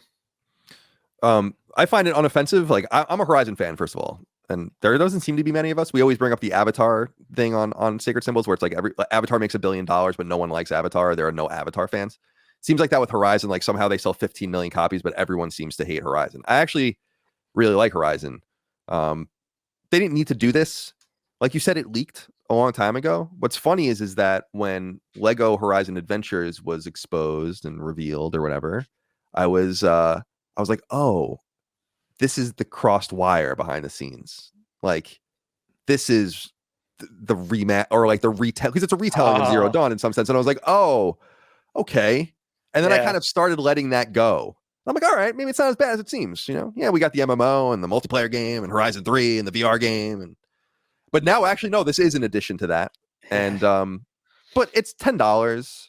It's really beautiful. I mean, I looked at it. I think Zero Dawn, I've not played Zero Dawn in many years at this point, but I think if you went back and looked at it, it's not as beautiful as you remember it being. And I think that this kind of gets it up to snuff with Forbidden West, which you were bringing up Demon's Souls earlier, and that is a beautiful game. I think Forbidden West is arguably the most beautiful console game I've ever seen in my life. And to get another game at kind of that level in some sense and to upgrade it is nice. But what I said on Sacred about this is I just want them to show restraint. If this is what you're going to do with old products, that's cool, but you have to stop. Like when you get to a certain point, when the game arrives on PS5, like you can't do this again in the future. I'm counting on you guys to get everything up to snuff and then move on with new projects and and get along with that. Because while Nixxes is obviously there to port games, there are elements of Guerrilla that are certainly there to do other things and have been sucked into these kinds of projects, which is an opportunity cost that I think is worth noting. But I find the price unoffensive. I find them raising the price of Horizon unoffensive. You had many years to buy the game at this point at discount price, severely discounted prices. If you cared that much about having Horizon at $10 or $20, you would have bought it for the 5 years that it was probably $20 on PSN, and you can just go buy a physical copy, which are really cheap. So, I don't find any of it a huge deal. I just hope that it is becoming a meme for a reason. Like, there's no doubt about that. The constant remasters and the re-releases and games. It's like, come on, man. I get it. It's an optical problem, but they'll make a lot of money on it, and I'll play it at some point. Probably when Horizon 3 comes out, I'll go back and play them all again. They're always going to have that optical issue until they remaster Bloodborne. Let's just be real. That's the way it is. They're going to announce Days Gone. People are mad again. What's your working theory on that, on Bloodborne? I love asking people this. Between Sony, FromSoft, Bandai, somehow Bandai's in there. I have no idea how, but it's got to be something like that. Or maybe just FromSoft is honestly so busy because they are working on multiple projects constantly that they're like, well, how do you want to do this? And they can't come to terms with it. It's like, well, we're going to make more money over here. Why would we come over here with Bloodborne? All people really want, though, is just a patch. Like, you don't have to go in there and do much visually. People just want the game to run at 60, and people have already lifted that on PS4 Pro. If you hack the PS4 Pro, there are already patches for it, and it runs fine. So that's all people want.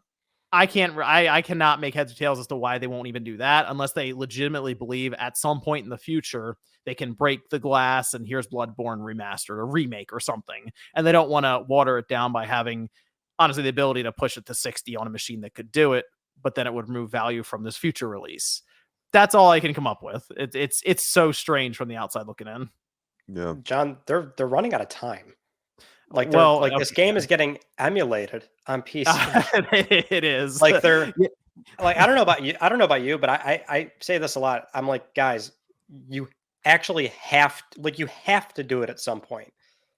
This audience you're gonna risk millions and millions and millions of dollars when this game is safely emulated, unless Sony is going to go, they're going to bring in the BSD here and start sending out cease and desist when this game does start getting emulated. But it's like, guys, do it. Do you think that Horizon is going to break the curse finally for it to where there's no big release around? I mean, as Dragon Age, but we always get Horizon. There's some kind of announcement that just completely I don't know, it just overshadows it. It's like, great, of course that's getting announced, or of course that's coming out. Isn't it already scheduled next to something? It's already scheduled next to something. I have a theory actually as to what could overshadow it, and it's really funny to think about this because back when Horizon Zero Dawn came out, which it's strange to think that this was 7.5 years ago. It's been that long, but there's another game that came out next to it that overshadowed it. That was Breath of the Wild. I believe that whenever Nintendo shows the Switch 2, the thing they're going to show in the trailer is The Legend of Zelda Breath of the Wild remastered.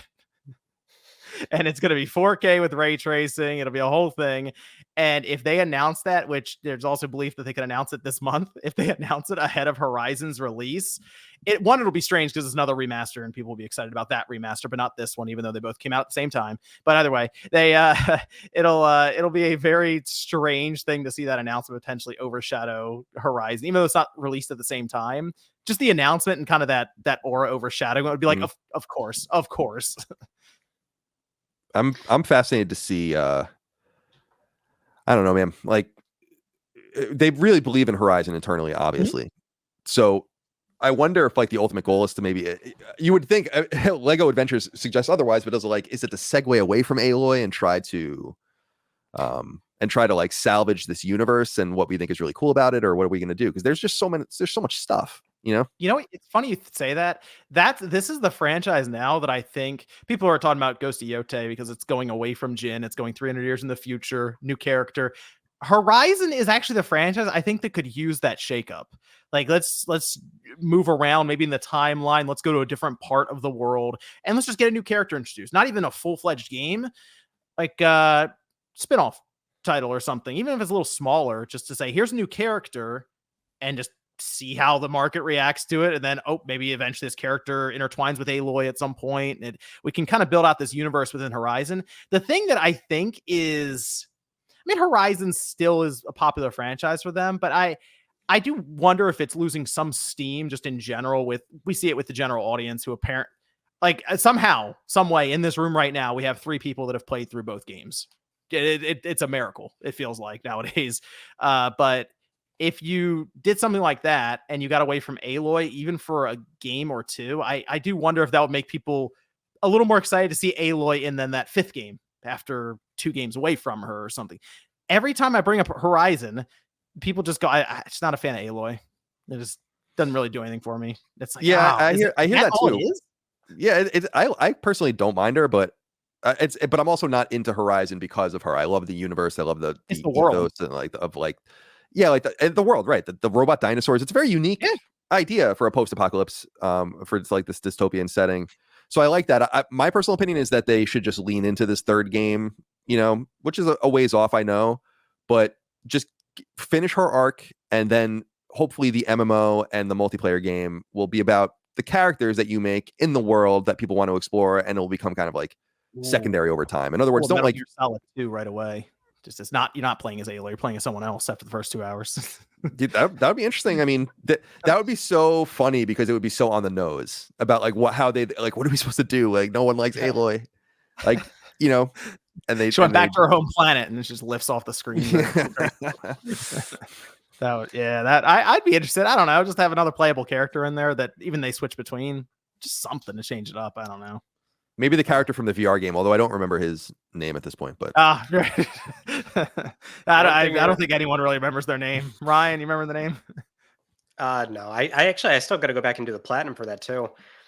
Although one thing you're not wrong about, Colin, it is tough being a Horizon fan nowadays. Oh, definitely. Anytime I'm on the Spawncast, it's just I feel like I'm a fish out of water. Dude, I feel the same, and I don't begrudge anyone how they feel about things. Obviously, I'm in the minority on this, but I actually think, especially the second game's story got so crazy. I'm like, this is awesome. This is so awesome. This is fucking good. I'm like, this is not at all what I thought this game was even about. Like, this game could be or would be about. This is dope. The characters are cool. I love it. So I love the whole Native American vibe to it, and I love the dinosaurs and the machines. It's so cool. Like, everything about it's so novel. I feel like, how can you not extract joy out of this? But to each their own, I guess. The second one had some really cool, like, some of the scenes I relate to the second one is underwater, where they have some crazy looking like plesiosaur looking thing under the water, and it's just, you feel so small the entire time, and there's like a sense of fear in a few of those parts in the game. It was genuinely impressive. And then of course Burning Shores also, Burning Shores might be the best looking open world game, because they obviously had some graphical upgrades even with that, but it looked super impressive on the PS5. Yeah, because they released that only for PS5, right? That DLC. So that's interesting. I feel truly disconnected from what people like and don't like when I think about games like Horizon, because I'm like, wow, I can see why Sony would think that this would be big. And obviously the numbers show them that there is a huge audience out there, people that care about the game, but doesn't seem to be breaking through in that way. And I wonder how many people gave the second game a chance just because they didn't like the first game, which I understand. They're very similar, but I do think that the plot really goes places in the second game, and it becomes very, very intriguing and strange. And what I would argue is truly sci-fi. While I think the first game is much more, because people were arguing with me where I'm like, Sony doesn't really have a sci-fi IP. They need a sci-fi IP. And they're like, what about Horizon? And I'm like, not really. It's like a post-apocalyptic thing. It's not, it doesn't read like sci-fi to me. It's something else. It's cool. It's got sci-fi elements, deep sci-fi elements, but the second game felt much more truly sci-fi to me. And yeah, so if you haven't played Horizon, go out there and check it out. I love it personally, but start with the VR game. Yeah, start with it. Yeah. Literally, you just climb half the time. She's so small in the game. It's so funny when you meet her yeah, she's like so tiny. It's so funny to me. Yeah. Which is just more miraculous that she's able to kill giant robot dinosaurs. Yeah, it's cool. It's kind of cool. Yeah. What do I know? Well, with that in mind, let's talk about a less exciting remaster, allegedly. So during a Game Us Mornings episode, Giant Bomb's Jeff Grubb mentioned there's another remaster in the works that will be even less exciting the following day. This was already a little bit ago, but we're hearing from VGC's Jordan Midler based on this exchange on Twitter that the game in question is probably Days Gone. He was referring to how John Garvin, the former Ben creative director and writer of the game, was, upset about the Astrobot cameo. And so it's kind of a whole little, how Twitter Weird. tends to be and things like that. But this is like another, game in the pipeline, basically, which, wasn't expecting this. I guess what I would say is, the company seems very motivated to, one, do this, which is shipping a lot of late life cycle PS4 games on PlayStation 5, but also aligning them with any sort of PlayStation Productions, project that they have in the works as well, since this is also getting a movie. But I don't know. The other thing with remasters, which is always like lesser known, is like how they're even viable, or they don't eat up nearly as many resources as people tend to think they do. Sometimes it's very contextual on the studio. In some cases, like this is just kind of handed off to a smaller portion of the team. That's like maybe like it's a good onboarding process for new team members when they just sign up to a studio, and it's like, okay, well, here's our workflow, here's our technology pipeline, and this is just kind of a way to sort of get up and running while we are in the very early concept stage of the next game. Because the other aspect of when we're talking about 150, 200 person plus studio, it's like when you're just starting like a new game, right? Like you don't have 300 people working on a game right away. It just doesn't work like that. You have a handful of people that sort of do that early conceptualization stage, and people are naturally funneled into that project as production scales up.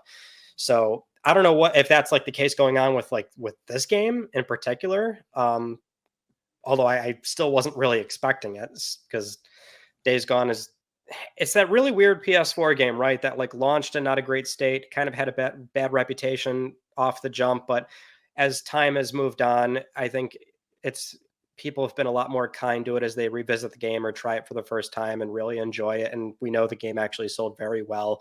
The other sort of miscommunication with this game is like why we didn't get a sequel, because some think that Sony were the ones that outright said no to it when that wasn't necessarily the case. So there's a lot to unpack with Days Gone. I don't remember this. John, did you finish Days Gone? No. Did you even play it? Yeah, I played it for like 20 hours and the game would not end. I felt like it just kept going. And then someone told me, I spent like 45 hours playing that game. I'm like, what? Really? Yeah, it's longer than I thought. Yeah, it didn't stand out as much to me. I thought about maybe going back, because now on the PS5, I have it in the library. It's like backwards compatible, so you get 60 frames and it looks better and everything. Thought about going back and finishing it, but I just have not had the desire to do so. Maybe that was because I feel like when it came out, I was looking at it thinking, this is kind of like Walking Dead. It's kind of like Last of Us, sort of. And I was already relating it to things that weren't Days Gone. So maybe it felt redundant to me at the time, but I tried to push through and it did not click with me. Yeah. Colin, I know this game you have some history with, so. I love this game.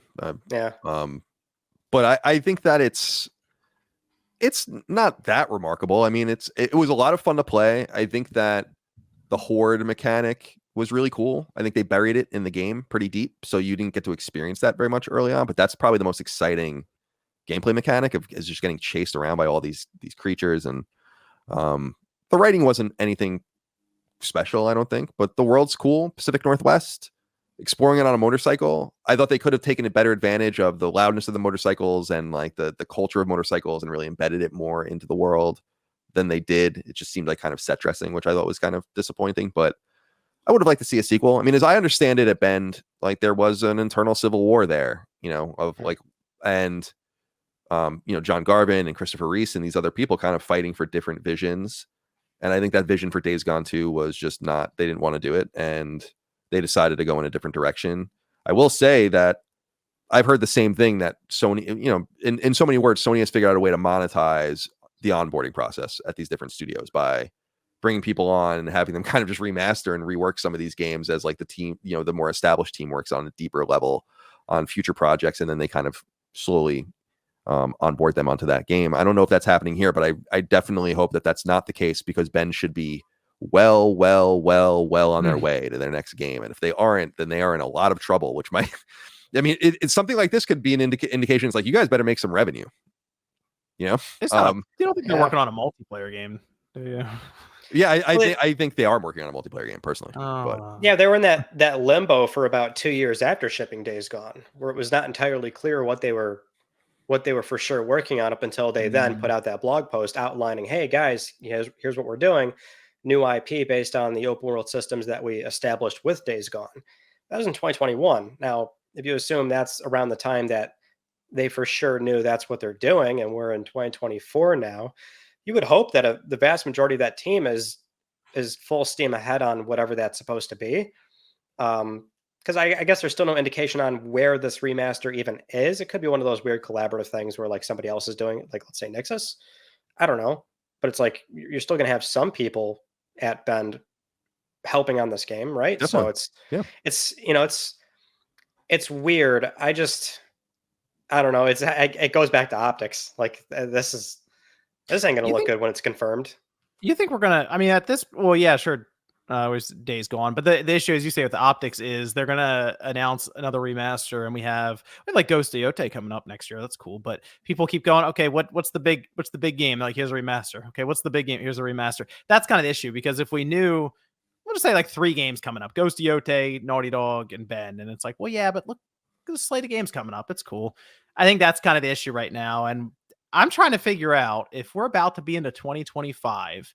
Are they just going? I assume the last 3 years of the system, this generation, is going to be loaded up with these first party games. Like, it's Feels just going that to be way. like 2 or 3 games, like, okay, here's 2025, 2026, 2027, and then here's 2028, which is like that transition year where maybe we get one final big game from, like Sony Santa Monica or something leading into the PS6. That's it. Does feel like you said, Ryan, before, referring to some, they're running out of time for Bloodborne. It feels like the first party studios, I don't know if this live service initiative or something put them behind a bit, and now they're just catching up after things like The Last of Us get canceled for Naughty Dog. But it feels like they are behind almost, and it's like we're really gonna have this last bit of the generation when we have all these systems out there, and we're just gonna pile on the software and make a bunch of money. Well, But it's the wait is, it does feel like for Sony first party, it feels like it's taking longer than it should right now to hear about stuff. yeah, they're in I find they're in this awkward spot with trying to reconcile with how long it takes for games to come out. We do expect like that back half of the life cycle, which is what we're finally entering. That's where like that sort of second wave comes out. They did, I would argue they did a lot with PlayStation 5 from the very onset, and those first 2 years were pretty strong with your Forbidden West and Ragnarok and Ratchet and Returnal. They did a lot with and the Demon's end of the Souls. PS4 generation. Yeah, and that's kind of what we're gearing up for, is that like that 2018 to 2020 PS4, where it was like, big AAA banger after banger. But it's like this year I find was interesting in that, I would even argue there's a lot of stuff here for this year, but it's, it depends on, what you count, right? Because it depends on the sort of goal posting that people like to play with this argument. But it's a matter of like whether it was an internal studio, external, whether it was a third-party publishing agreement. It was still Rebirth, Helldivers 2, Rise of the Ronin, your Stellar Blade, Until Dawn coming up, Lego Horizon, you've got the Silent Hill 2 remake, right? So it's like they're clearly trying to bolster that portfolio in ways that like acknowledge the very clear problem of our games are taking a shitload of time to make. And even Concord, which, hey, Concord is obviously weird and bad, and that's like it doesn't count, but like it was still a game that they shipped and published. Yeah, they never sold Concord. What are you talking about? Yeah, it never happened. So that's kind of what I think they're doing in the here and now. Now this is probably a great segue into our next story too, which I think is another thing the company's going to be maybe spending a lot more time doing to fill out that portfolio, which is PS Vita exclusive. As we mentioned earlier, Freedom Wars is being remastered, and that's coming out January 10th, 2025 for PS5, for Switch, Steam. Includes all previous DLC, runs at a clean 4K 60, online co-op coming back as well, and it's licensed by Sony Interactive to Bandai Namco. Now, there's a slight difference here in that, and this was confirmed over on the Japanese PlayStation blog by the original director, Takashi Tsukamoto. They explained that they always wanted to make a sequel for this, apparently. Like 10 years on, they would have always liked to do it. Not their license, of course. They don't have the liberty to go out and do that, but they were, basically they framed this in a way where it's like, oh, we got the IP.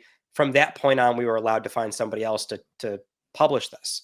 So Takashi Tsukamoto said, and I quote here, "When we Dimps is the developer in this case. When we, Dimps, received the license from Sony Interactive Entertainment to create a remastered version, we were looking for a publisher. Bandai Namco Entertainment kindly stepped forward and offered to publish. This is, I think, a very surprising story, and that there's not many examples of the company doing something like this. Freedom Wars, I mean, it is, I would consider a very, like, it's awesome. I love that game. It was great on Vita, but it's also a very sort of niche game that so many fucking people do not have a chance to play this game. Well, it's also on the Vita, so it's like it's already niche, and then it's niche again. Yeah, it's like, and it's, I would even argue like this is still going to be niche. Freedom Wars remastered. I mean, not a ton of people are probably even going to buy this, conceivably, but you know, I think this is the company saying, all right, we've got a lot of IP. We do, because this is how they always functioned, like heavily during like the PlayStation 3 cycle, PS4. You know, if you're an outside developer and you get some kind of agreement with Sony, when they publish when they publish the game, they own the IP. Like it's theirs. That's the agreement. And so that's how they sit on like just so much shit. I would hope that this is now a little bit of a floodgate opening, and that like, okay, maybe some of the stuff that just didn't do all that well, or maybe didn't make a lot of money or made no money, it's like, just hand it off, remaster it, port it somewhere. We're okay with it going to PC. We're okay with it going to Switch, and just see what happens, right? So I think this is actually kind of a good direction to go, especially for some of these lesser known properties that didn't really have a chance to shine. Yeah, it's a I was excited about it for the same reason. When I saw that, I was really amazed and tried to go, immediately went on USPTO, and I'm like, did they sell Freedom Wars and all this kind of stuff? And no, it's like Sony still controls it, and it's like you said, Dimps really working as kind of the lubricant of these different machinery wheels to get this going. Dimps has a very deep relationship with Bandai Namco. They're practically owned by Bandai Namco. They basically only publish games with them. So these are already deep connections that all these companies share to get this done. And so I think it's a nice test case. I couldn't think of many other examples of this. There are a few, but nothing like, so like when Fantavision came back, that was licensed. The Wipeout management game that never came out was licensed. That was like the mobile game, and the Tomorrow Children. They'll sell IP back. Right. They've done that too. Right. And this, I think, to your point, shows an increasing flexibility behind the scenes, because Sony doesn't own Rise of the Ronin. Sony doesn't own Stellar Blade. Sony didn't own Concord until they bought Firewalk. Concord was not going to be a Sony product. It was probably Monsters game until Sony just bought the whole thing last year. So I think they're just showing a different sort of flexibility. It's the antithesis of the lack of flexibility they used to show. Famously, Limbo is going to be a PS3 game, but they wouldn't do it because they couldn't own it, and that scares people away. And so I think they've just been more flexible with these arrangements. And then they say, like, we found out Shift Up paid them something like $8 million in like post-release royalties for Stellar Blade. And it's like, that's not that a lot of money, but Sony looks at it, and I hope they do, and it says like, this is just low to no risk, free money. Like, why not? We want more. We need more. But if we license Freedom Wars and Bandai Namco publishes it, we don't lose. We can't lose. So I hope that they are more flexible in letting, especially some of these second party products, shine. I know a lot of people, like in my audience, had their eyes open. It's like, what if the remnants of Ready at Dawn could get together and do something with the Order? Or what if, there's like really cool, ambitious things that can be done, but just on the small and the lower end of the spectrum, which is where Freedom Wars frankly comes from. Freedom Wars sold 1 million copies. It was a good success, but I'm excited about it. I'm excited. I think it is funny, the pettiness though of no Xbox version. Like they just won't do it. They're not going to do it. Like, I think Sony's perfect. I think we're going to see more and more PlayStation games on Nintendo, especially the next Switch, which I think will be able to reliably run PS4 era games. And that might be a way for them to further port some stuff. But this Xbox stuff is just so funny to me because they're just so petty, because obviously Bandai Namco would love to bring it there too. Yeah. Do you think it'll matter if it's on Xbox or not next gen, if Microsoft gets Steam on their console? Maybe not, but the thing about the Steam on the console thing is I just don't understand what Steam gets out of it. That is tough to figure that out. But it just seemed like it was brought up, and that people keep discussing the idea of it, and it does kind of put a little bit of a wrinkle in the idea of distribution of games then, because I don't know if they can block the console from their end, or it seems like you would start to rethink the idea of, okay, how do we just put everything on Steam if we can't block it and it can just play on the Xbox, the new system. I'm not sure how all that would work. Yeah, Steam is fascinating to me just because, and the whole thing with the Xbox and how they want to kind of open it up to that. I think it's a cool idea. To put a finer point on it, what I mean is in the transaction, like I own co-own an indie developer, and we have a 70-30 traditional split on Steam, right? So it's like PC, buy your game, or on the Steam Deck or whatever, buy our game, 70% goes to us, 30% goes to them. Now it's on Xbox. It's like, so Steam's going to cut Xbox in on this? Or what's are they going to take our percentage? Or are they going to lower our percentage? It's like, and then if that's not going to happen, so there's like, no, nothing changes. Then it's like, why would Xbox ever do that? That's why because they make no money on it. So to me, it's like they were just selling hardware, and that's not what they want to do. My only thing with Microsoft right now, and based on what they've done so far, this like their generation, even like going from the Xbox One to the Xbox Series, I've had, I don't say concerns, but just been aware of the way that they've sized up certain companies previously, and we've seen it in like leaked documents. And they sized up Sega at one point, like should we buy Sega? And then they also sized up Valve. And as soon as I heard that, I was like, because Valve's private, they would have to do a lot of research to at least come up with some kind of number. And I've always thought about this with like Gabe Newell, for example, obviously head there making all the calls and stuff. Eventually he'll move on. And you do wonder, without him there, would Valve ever sell to Microsoft? Would Microsoft make that move then? Is that what they're like waiting for? Because then it's like, what does that do to distribution in general for games on PC? Does Steam just become integrated with Windows? Does it become integrated with Xbox? I'm not sure how all that works then, what that landscape looks like. Yeah, it would be a major coup for them. It would be a fascinating thing, especially from, again, an FTC perspective, where it's like, because they're regulatory. Yeah. So now like you run the operating system and now you own the game distribution model. And so I personally am like, I don't know that I care much if that's the case, but I'm sure that's what everyone wants, And to that point, like in the leaks from the FTC trial with Activision, they sized up everyone. That was what was so comical about it. It was a fantasy land where they released that list. It was like 60 studios and publishers. Yeah. There's absolutely no rhyme or reason. And I think they're learning.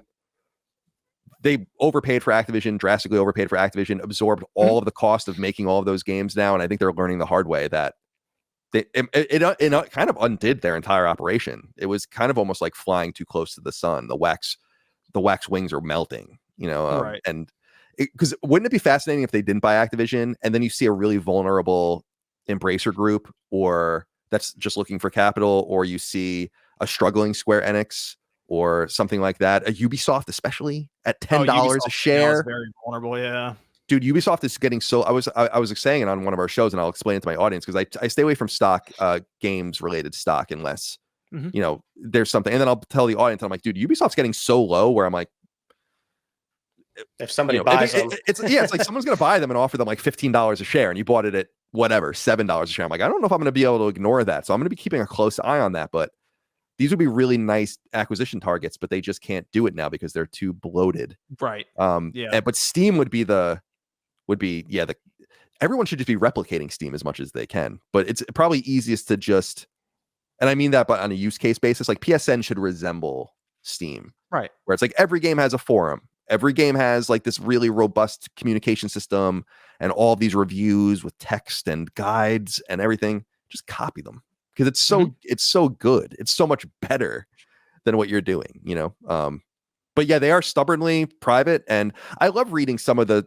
I don't know if you ever looked into it, like what people think they make, and it's a lot of money. It's like $8 billion a year, I think, and which would put them, significantly behind PlayStation and Xbox, but it's really substantial when you consider they're just a company of like I think 300 people or something. It just feels like they kind of do what they want. They like do these fun little projects and then they randomly launch it to no one. And it's like, oh yeah, this Deadlock game has like 80,000 current players just because game doesn't even have all its textures in place, but people still love playing it. So whatever. We're just kicking this around next to the ping pong table in the rec room. So it's super cool. I really love what an amazing company, and it just, a luminary of how market capitalism can work in games.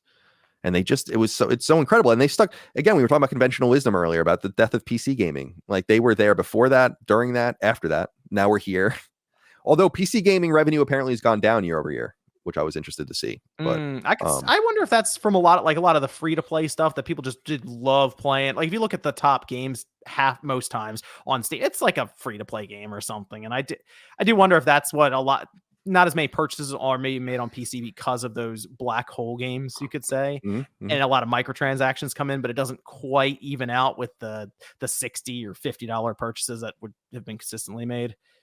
But that's, yeah, the PC market is an interesting one to follow, but it seems like Steam every other year is like, yeah, we have the high number for concurrent logins and players, and they keep growing apparently. So that race to the bottom, that very concerning race to the bottom.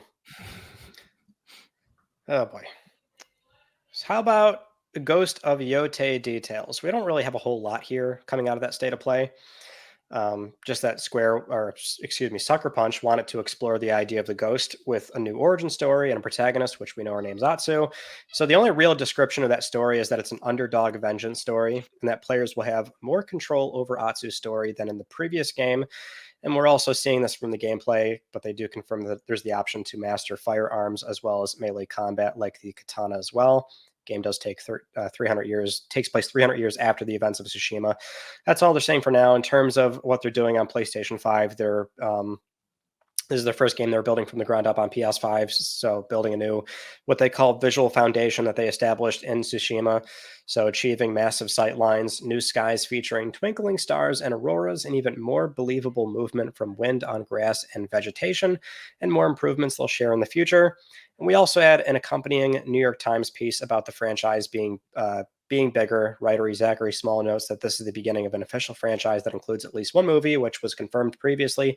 That's with Chad Stahelski directing, and then also other spinoffs as well, potentially. So something that's emblematic of God of War or Horizon Zero Dawn. But as we all kind of, me and John at least theorized, with this kind of having that sort of Assassin's Creed style anthology approach of like, you can just focus on different time periods and different ghosts of legend, basically. And seems like that's where they want to take the franchise, which for the most part, I'm completely on board with, because I think all you have to do is build upon what you did in Tsushima and then some.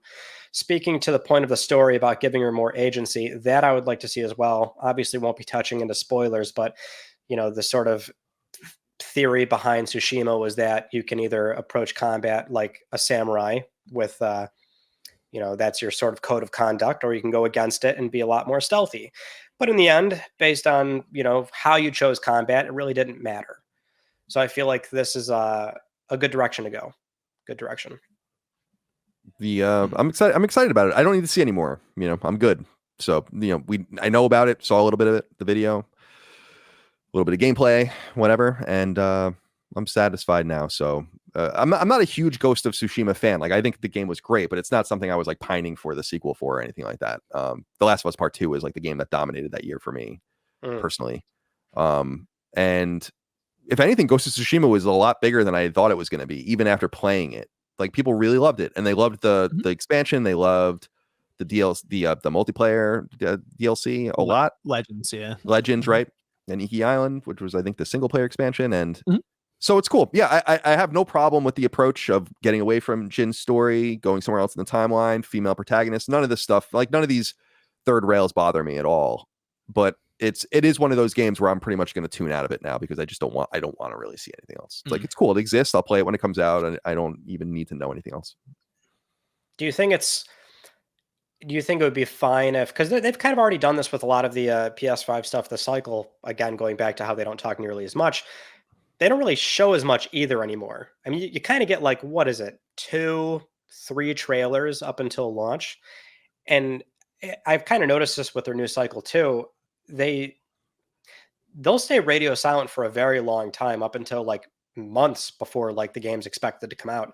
And that's when the marketing cycle really kicks in, which that's kind of how it always is. But it's the silence is almost deafening right up until that marketing cycle does begin. So they don't really show, I think, nearly as much of these games as they used to, where it's like, you would have a, what was it, 2016 E3, where you'd get like a full blown walkthrough of the initial sequence in God of War or something like that. And now it's not really, I think the most you'd get is like a state of play, like a one-off state of play for like a Rebirth or Demon Souls, like how they did. So I dig the closer to the vest stuff personally. Like I think I counted it. I don't remember the exact number. It was like 65 days or something between, or 75 days or something between the announcement of Astrobot and it coming out. Mm-hmm. And it's like, that's kind of cool. Like we had no real indication this was happening. I don't know if it has to go that quick. I always think about 2015 Fallout 4 E3, a June release, early September, and how perfect that was. It just felt like, yeah, why do we need to tease this out? Why do we need to like overexpose this game? You're going to be excited about it. I love that closer to the best stuff. I think it frustrates people that want more of a roadmap of what's happening, but I think you said it earlier, Ryan, that Sony has done a pretty nice job, in my opinion, of filling in the gaps, these really long lulls in releases with second and third party games, and in an anticipatory way, where I think that this year has actually been, if you care about playing games on PlayStation, this year has actually been great. It's a matter of if you care that they have to come from PlayStation studios that makes it great or not. Because if it has to be a PlayStation studio, then I guess Helldivers doesn't count for you, Grand Blue Fantasy won't count for you, Stellar Blade won't count for you, and all that. But so I'm somewhat patient because I like these games in the creases too. And so if it's like, yeah, we announce a game and it comes out 5 months later, cool. It's funny when you get a release date like a 2025, my indication, and who the hell knows what ends up happening with this, is often like, okay, they're going to push that as late as possible into that year. It's going to be some sort of late release. They don't want to put a date on it. But now with these new rules of engagement, you wonder, is like, are they going to like pop a April release date on this thing or something? Something crazy like that. It's possible, and it'll be pretty cool. So yeah, maybe they're learning. It goes back to what we were saying earlier. I think they're learning we don't have to say very much. And and by the way, where they have said things really early, I don't think it's really helped them. I mean, look at Wolverine. Like, why in the hell did you even say anything? Does that come off as more of a Marvel thing, like with Blade? Like Blade was I feel like that's it probably could be, Disney. He's like, but then we want to keep pushing this. Let's get Wolverine going here. I think that's probably true, but then I also think about like, well, why haven't they said anything about Venom? Like it's just True. weird.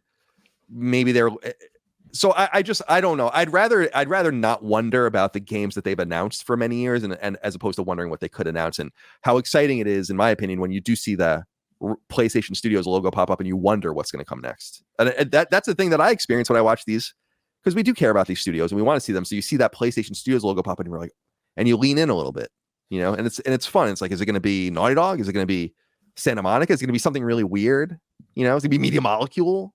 Like who?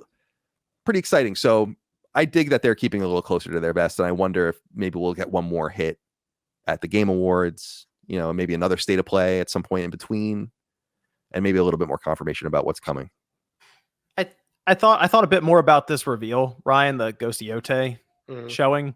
And I kind of wonder if they missed out on I think they could have done something really interesting with this. And once the trailer went through and concluded, we see that the Atsu is a female samurai, Ronin, however they're going to present it.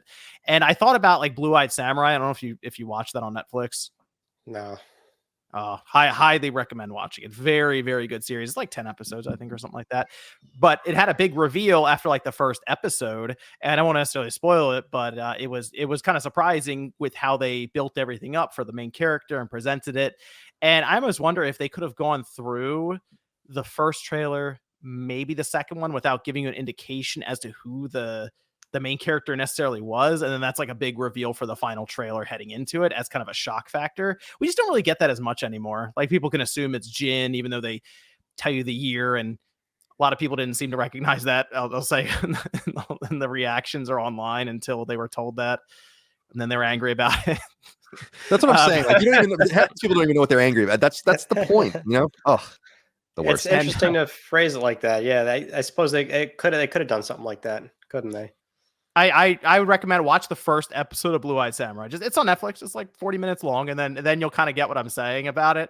But that I feel like this is the right path for the Ghost series, turning into a series, Ghost of whatever, and exploring it in different ways. So the way I'd like to see it with Atsu is we had Jin start as a very proper and honorable samurai, and then he worked towards this, this ghost status where he's not holding up Samurai Honor. He's backstabbing people. He's sneaking up on them. I actually wouldn't mind if it's kind of the opposite for Atsu, where she starts out as like basically as like a Ronin, but not properly trained, and she kind of works up from the ghost side and slowly becomes a more trained samurai throughout the game, and that's how they approach it. But there's a lot of really cool things they can do here that just makes it feel way different than Ghost of Tsushima. And that's what I want to say. More of that. Yeah, I'm on board. And I guess I would be very fine with seeing as little as possible, probably. And I think it's pretty illuminating to see that we're having more games announced, and the sort of turnaround time from when they actually ship is not this like 2+ year thing anymore. Not typically. No, Ghost of Tsushima came out over the summer. I mean, it got delayed a little bit, like a couple months, but it came out like July or something, didn't it? Yeah, it did. It was like the swan song of the PS4 exclusive catalog before PS5. Very well could end up even over the summer. They've worked for them there, so why not? Yeah. All right. Well, we didn't get to cover this news yet, John, and it'll be great to have Colin here. The whole Concord situation. In a way, I'm tired of talking. In a way, I'm tired of talking about this game. Oh my god, me too. Concord, that physical copy up there, Ryan. I gotta put that on my shelf. That's what's gonna go up my shelf over here. I'll put it next to the Game Boy Light from Japan. Yeah. So you don't do physical games anymore, do you, Colin? No, I don't. Okay. Well, I'm still a fucking psycho, obviously. So when the announcement came out, I was hoping he was going to just bury physical games, that whole shelf behind you. when the PlayStation blog confirmed that whole thing, right? Two things entered my mind. That's breaking news. Okay, got to talk about it right away. Then the other like spectrum of my brain was like, oh, I have to order a physical copy of this game because I know what's going to happen to it. So I ordered a copy on Amazon immediately, like before retailers and everything were going to like start, taking this thing down. My copy shows up. It's fucking Spanish. Get a Spanish copy of the game. That's the extra rule. That rules.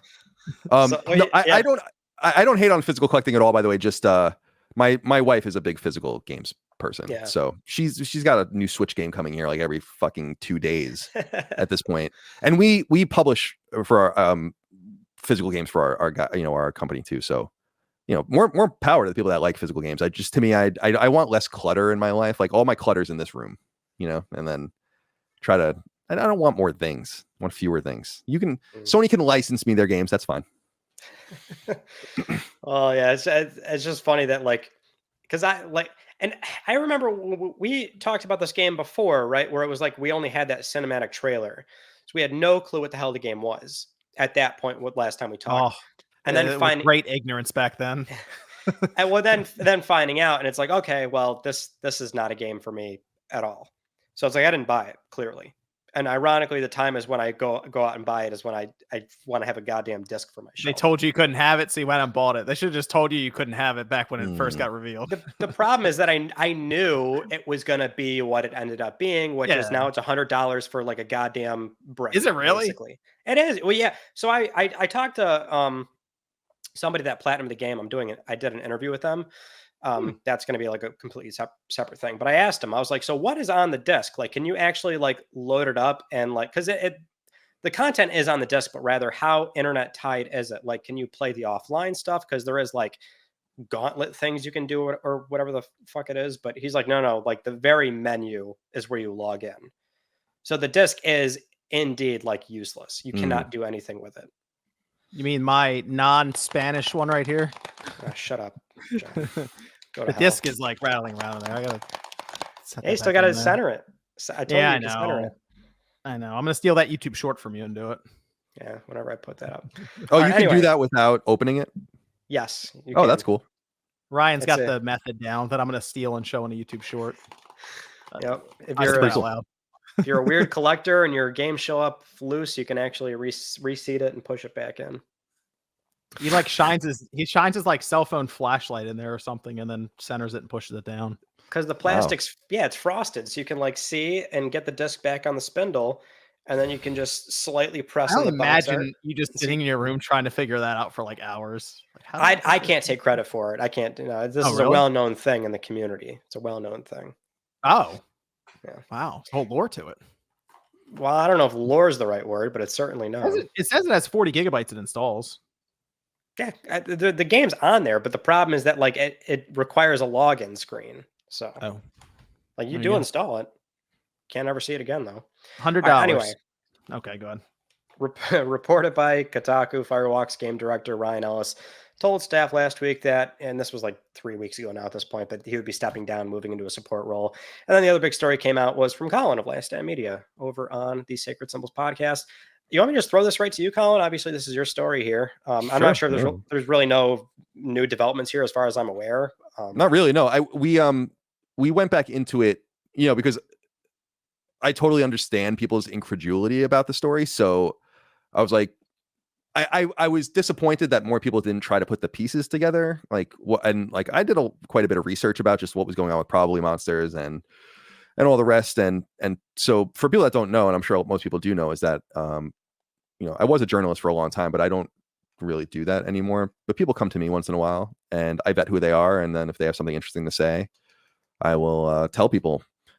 So someone that worked on the game came to me. I vetted who they were, and we spoke on video for more than 4 hours over 3 different conversations. And the person is definitively who the person says they are. Like there's just, unless they're a fucking doppelganger or something like that. And you could just, you just do the kind of cross-referencing on LinkedIn and Moby Games and all that kind of stuff and just figure these kinds of things out.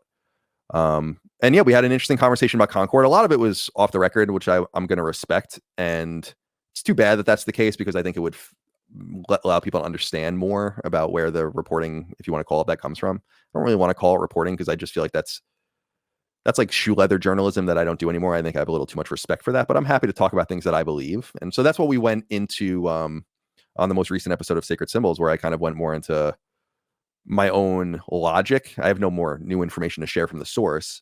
But I think the major thing that I think is lost on people, and this is, you might experience this with stuff you guys say on your shows if it gets reported out, is like people just largely do a really inadequate job of saying what you actually said, like going into like what the logic behind it, that if I'm going to spend 10 minutes talking about something, I understand that there's a headline you got to grab. I used to do this stuff too, but you got to use it within the context of what was said and why it was said and all of the rest. And people might know that the story was presented, that this game ended up being really, really expensive and like a huge boondoggle, because on Sacred Symbols, I was like, when people were saying this game cost $200 million, I was like, there's no way in hell this game cost $200 million. Like that just doesn't make any sense. Look at it, look at what it is. And so this source reached out to me based on that and was like, oh, you have the totally wrong idea about what actually happened with this game and how expensive it actually was and all of that. So we had our conversations, and I talked about that on Sacred. But I guess the background work that I think will bring some, I don't know, logic or light to it, if people are curious about my train of thought, is people are, I think, missing Probably Monsters include like their participation in this entire situation. I think the way people read Concord is that Concord was like this embryonic game that Sony came in and acquired, and that's simply not what happened. As I said earlier in our podcast, actually apropos not of this but of something else, Sony didn't even own Concord until last summer, because it was being shepherded by someone else. Sony was the publishing partner on the game, very similar to how they're the publishing partner for Rise of the Ronin, very similar to how they're the publishing partner for Stellar Blade. Marketing, some money, offsetting. I don't know the full details about that at all, but a lot of it they're not paying for the lion's share of the game. Probably Monsters was a heavily moneyed publisher and shepherd of ultimately 3 games, none of which came out. They raised nearly $300 million to support these games. Firewalk and Concord was the furthest along, and no doubt received, in my opinion, the lion's share of the money that was raised. But they had a second project up by a studio called Cauldron that was making a single player RPG, an action RPG. That game was never even announced. That studio was shut down.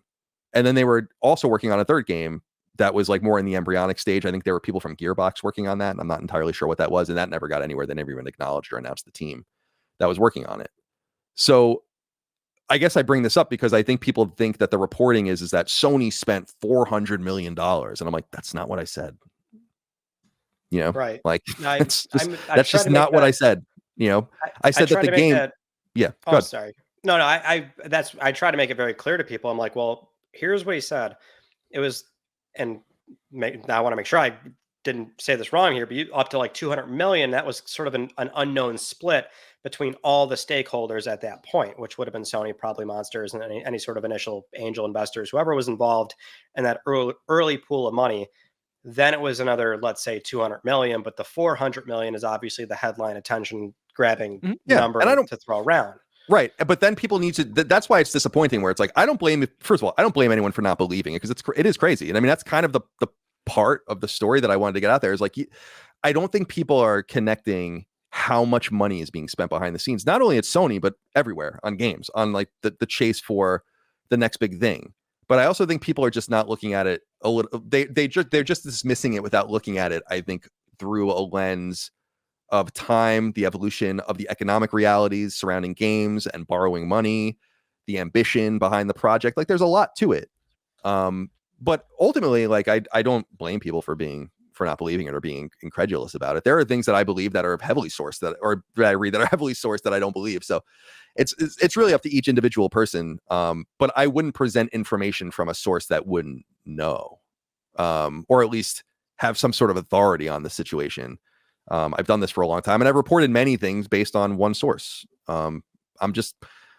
If people want to do more reporting on it or whatever, I totally think that would be awesome. And but like, actually, someone else that worked on Concord has since reached out to me, but I haven't really even talked to them yet. So I don't know if there's going to be anything there, and I don't really want to pursue the story either, because I'm not really that interested in it. The big thing that bothers me about it, though, is that people think I'm being a culture warrior about it, when I'm like, I couldn't care less about any of the culture war stuff around Concord and the characters and all of that. Anyone who listens to Sacred Symbols knows that we don't even talk, like, it's not even part. We just think the characters look like shit. You know, like, we don't think for any specific reason. We think the game looks dumb.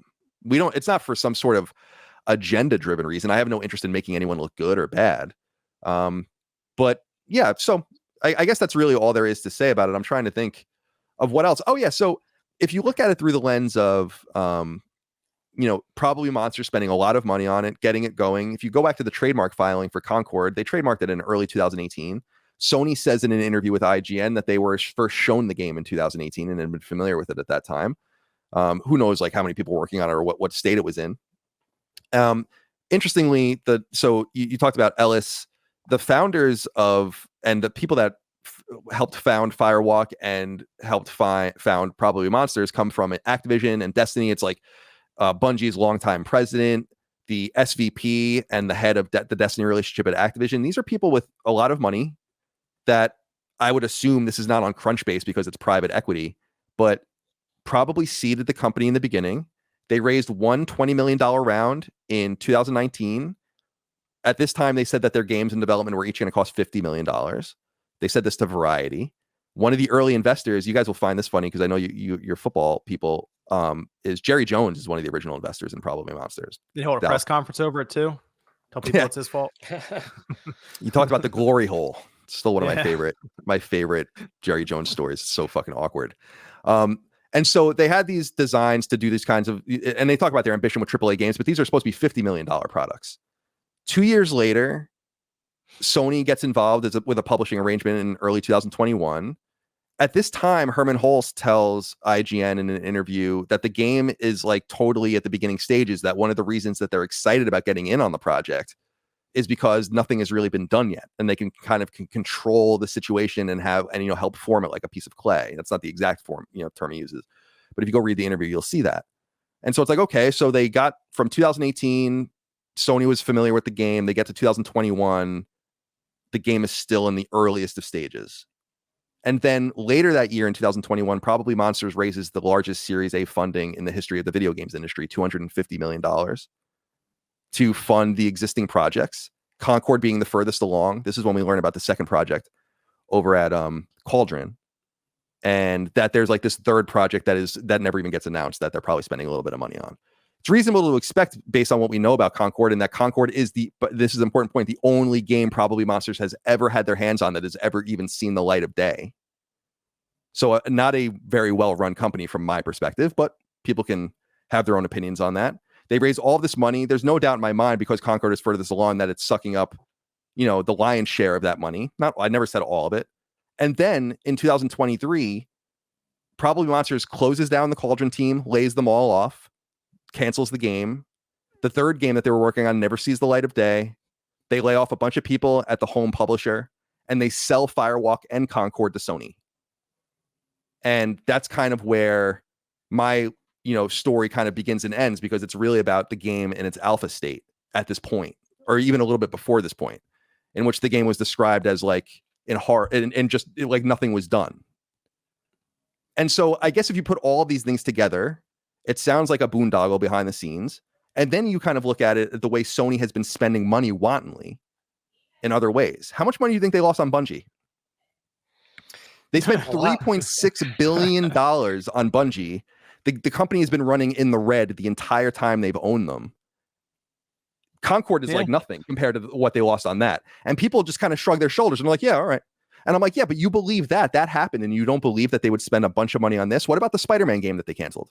What about the Twisted Metal game they canceled? What about Deviations game that they canceled? Like they've canceled a bunch of different games. They've spent all of this money on games as a service, and nothing has come of it. And you're surprised that like they would have this expensive boondoggle? That to me is like, that makes the most sense in some sense. It's like, yeah, they don't know what they're doing. At least with games as a service. Maybe that's what it is to people. It's the number. They see 400 million. So they look at 400 million. They look at Concord. They look at the 400 million. They look back at Concord and like, this doesn't, like, look at this thing. That's in their mind. They're like, it doesn't make any sense. Like, just trying to figure this out. And then maybe it also comes down to the billions and billions of dollars that we're really talking about getting thrown around, and what appears to just be incredible amounts of incompetence with the live service stuff, that it just in people's mind is like, how could a company like this with this kind of history, like storied history of, we assume, be able to develop games well and put them out there? It's like, how are they messing up this bad? It doesn't make sense. Like, it's so weird. Well, that's the whole thing, right? It's like, I understand, again, it's like the source could be lying to me. Like, sure. But the reason I presented the stuff, and this is what I told my audience, is like, the source is who the source says that the source is. So it would be so weird. Like, it would be truly weird, for like these very specific things to be told to me. I didn't approach this person at all. I don't do that anymore, like I said earlier. So again, I totally understand why people are incredulous. I think people should be skeptical of all things on the internet, because people say crazy shit all the time. And I'm not upset about that at all. It's really up to the individual. And I hope that there is more reporting on it. But to me, it makes a lot of sense when you just frame it in a certain way, right? And it doesn't have to be only seen through that lens. But the way I see it is like, yeah, so how much money do you think Naughty Dog spent on The Last of Us Online? That game consumed Naughty Dog for years. Mm-hmm. But no, they would never spend that much money on another game. It's like, what? People are like, Spider-Man 1 was $80 million. Spider-Man 2, built on top of Spider-Man 1, was $300 million. Yeah. So it would be like, I just don't think people are realizing like how much money is being spent on these projects. And when people say something like they only spent $300 million on Spider-Man, they would never spend all this money on X, Y, or Z. And I'm like, dude, Spider-Man 2 is a sequel. It's the same game. It has like a new territory, some new animations, some new character models, but it's like it already existed and they spent that much money on it. Can you imagine how much money they're spending on some of these games from the ground up, especially because with Concord, and this should just be obvious to everyone, is the Concord you saw is not the Concord that was intended. You were supposed to get a Concord that was like, the weekly vignettes, like constant updates, seasons, like and crazy amounts of cross media stuff. I mean, they really did think this thing was going to be big, right? And based on what the source told me, like where they're like, this thing is going to be something that we're investing money into the core of something that we're going to be able to revisit in all these different ways. It's worth the time and investment in money to get this thing going, because we think it's going to be like a sci-fi thing for us. The character could have like its own thing going on, and you built out 16 of them. Okay, maybe there's 16 potential paths for more revenue and more stories and even more games to be told. But I think it is people trying to come to terms with it. If that is correct, they'll say they're like, could it really? They really $400 million on this? What could they have done with that instead, or what could that have gone towards? Even in probably Monsters, like their development. It seems so incredible to waste that kind of money on something that they then recalled after 2 weeks and shipped however 1,000 physical copies or something. Probably Monsters never raised all that money and has still never released anything. If you go to their website, they have no product part of their website because there is no product. They have 2 small studios. One of them I think is 25 people. The other one is small as well now. Those are probably based on the money that they got from selling Firewalk and Concord. And, you know, I have no idea what the details of that deal are. No one does. I'm sure some people do, but I don't. And so I just think it's not that unbelievable that a company that would, remember, money was flexible and loose during this era too. Borrowing was really cheap. I bought my house in May of 2020 or June of 2020. I guess we closed, where the rates were basically non-existent. There have been 40,000 layoffs in the video games industry since Sony announced its deal with Firewalk. There have been hundreds of thousands of tech industry layoffs because everyone was spending a ton of money. Everyone had the money, you know, go 1%, 2% borrowing rates. So when inflation got out of control and the Fed started raising the rates, that's when the you know, rubber hit the road with a lot of this stuff. So again, like, it just is what it is. It's just one person reporting something someone told them from a position of authority and knowledge. At least that's my presumption on it. And it makes a lot of sense when you kind of just put it through the proper lenses, that it's like, yeah, you can see how a company would spend a lot of money on this thing if they believed what they believed about it. And the idea that it in my opinion, it's like people like, it didn't even get advertising and stuff. I'm like, guys, Sony didn't release the game and didn't know until they released the game. They learned, I think, pretty quick what was going on with Concord when it was shown, you know, and everyone hated it. At that point, you're not going to put good money after bad.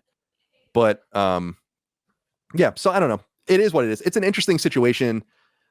And I hope that there's more reporting on it from the people that really go and pursue these stories, because I'm confident what they will find is the game was, you know, these numbers are approximations, of course. So if someone's like, the game was $350 million, I'd be like, okay, so the game was really, really expensive. And the ambition behind it was incredibly high. And the belief in it was real. And that the team that was making it was toxically positive. And that part of the story was corroborated immediately by Ethan at Kotaku, who said, like, yeah, I've talked to people where they're like, yeah, there was no feedback allowed about this game. That should be the worst part, right? Like, I get the money thing, but the fact that the culture was be careful what you say around this product is that, especially if you see a problem with it, you're like, wait, this might not land. But the idea is, no, it's good. Don't say anything. That seems more concerning than anything else. That would just stifle any kind of creativity or any kind of just collaboration internally. Well, because I think Ethan had said something like, it was looked at, I think his quote was something like, it was looked at as the team was too good to fail. Yeah. Like that they would ultimately, the whole Bungie magic thing, or what happened with The Last of Us, where it came together in like 6 weeks at the end, you know, famously, like they delayed it and it really was like essential to the game. I think they believed that ultimately it would just all make sense. That's based on who was making it, you know? That's what I find more interesting about honestly, I'm less concerned with this whole $400 million thing, because whether it was 2, 3, 4, whatever the number was, games are expensive. They lost all of it. Honestly, I'm less interested in the number, even though, you know, again, like, yeah, it seems like a very high dubious number. I mean, I know like you saw a lot of immediate pushback about the number, but I find that's less important. Like, the story here should be like that, you know, there was just no feedback loop on the game. Games are very collaborative. You know, there should have been like this sort of, you know, pushback process and a lot of, you know, collaborative nature that games tend to have, almost, you know, designed by counsel in a way, which ends up producing a product that people are going to enjoy. I think that's the more baffling thing about just this game in general. Which I mean, at this point, every single time I talk about it on my channel, I just refrain from like speculating too much, because it's simply a matter of like, I think it'd be better to just wait until like more comes out, since it is such a fascinating thing to see such a monumental failure from SIE. You almost have to assume there's going to be some digging going on, and maybe we will get a better picture. But it just seems incredibly obvious that the one thing that's easy to corroborate in plain view without reporting is that the company believed in it. It's insane that like the game came out, right? And right off rip, they had not just the in-game vignettes, but like a separate animation series, the PlayStation Gear Store, the DualSense controller, the Amazon secret level show. It's like, yeah, they very much thought they had something here. They definitely did. And that's the alarming, that's the alarming thing to me. I don't care. It took a lot of money to make. No shit. But it's like, how did we not, you know, sort of, I don't know what you think about this, but it's like every game goes through like mock reviews and how does like what was that? Like Was there no what was focus group for this thing? I don't. yeah, Like, what Yeah, I have no insight into any of that. Like, it's funny exactly. because like my insight to it is pretty limited based on the perspective of one person and their exposure to the game as well, obviously. So like you're only seeing it through this specific lens. But I would love to know those things too, because I mean, if you have the director of Destiny 2, the original one of the original directors of Destiny 2, you have the guy at Activision running the studio who launched Destiny at Activision, and I think Sony was just like, yeah, we believe in you guys. Just like they spent almost $4 billion buying a studio that is an albatross around their neck, that is basically a total loss. Because when you really think about it, it's like, in what world is Marathon going to make all that money back? Like, Marathon's going to pay for its cost of development, hopefully, and you make a nice little profit on it. What about the $4 billion? Like where does that start to come back in? yeah, it's probably not. No, exactly. So that's that's what I'm saying is like people are not incredulous about that. And that's what's strange to me. I'm like, guys, they just wasted an enormous amount of money. Bungie cost Sony more than every studio they acquired combined up to that point. It's no joke amount of money. I would push back on that a little in the sense that like Bungie's not dissolved. It's not gone. No, but it's like that, yeah. I mean, it's a matter of like, and we don't know still what's going to happen with this game. We safely assume it's not in any way going to really come back in probably a meaningful way. Not with that name. Again, I would refrain from really speculating on that. I just find that at least with Bungie, I wouldn't call it a loss until we come to this timeline where Bungie is dissolved and legitimately nothing came of it. It's still fresh enough to where we can see the companies attempting to salvage it. Like, they still intrinsically have value. They're still maintaining Destiny. They're still going to ship a new game. There's this spin-off Gummy Bears project with a new PlayStation studio. I still would refrain from just outright, writing off the billions that they spent. It did not look good initially. I'm sure the company was flat out pissed by the time they got this company, realizing, my God, what the hell's going on with you guys? But they're still salvaging it. Like, they're right in the middle of salvaging that purchase. And there might just be a timeline where there's actually a lot of upside from bringing in that team. Do you think there's people brought this up online? I'm just curious what you guys think. Do you think there's anything else to Jim Ryan's departure outside of he was just ready to retire?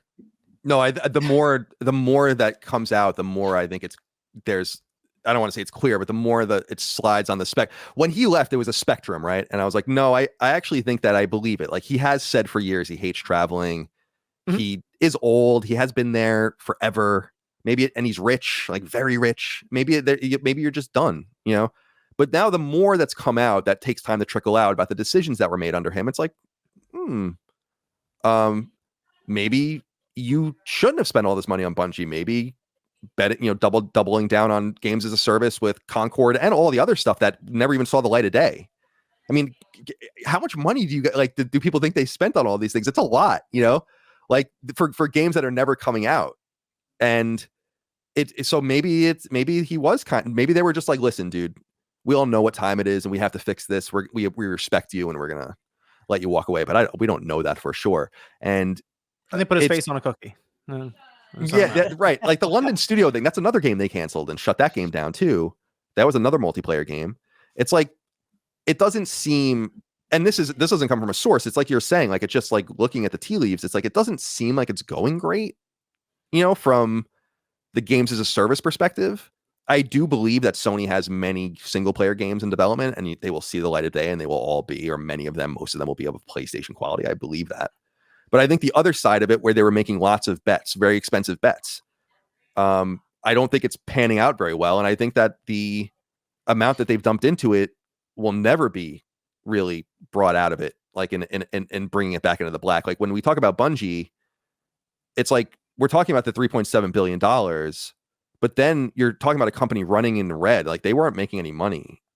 And so like you add that onto it, and then Sony has to lay a bunch of them off. They poach a bunch of them. Like you said, they spin out a whole nother studio. They're paying for all these things.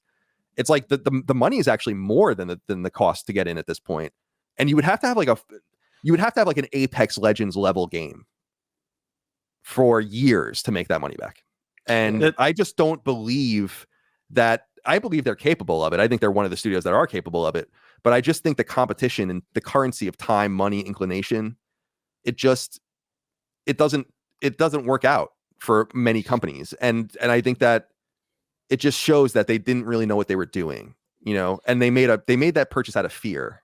I think is fairly obvious at this point, and it seems like others were sniffing around, maybe including Microsoft, that made them kind of go without all the information. Yeah, to my understanding, what happened with Microsoft is they evaluated Bungie, and Bungie wanted north of $2 billion, and Microsoft said no, thank you, and that was the end of it. That was it.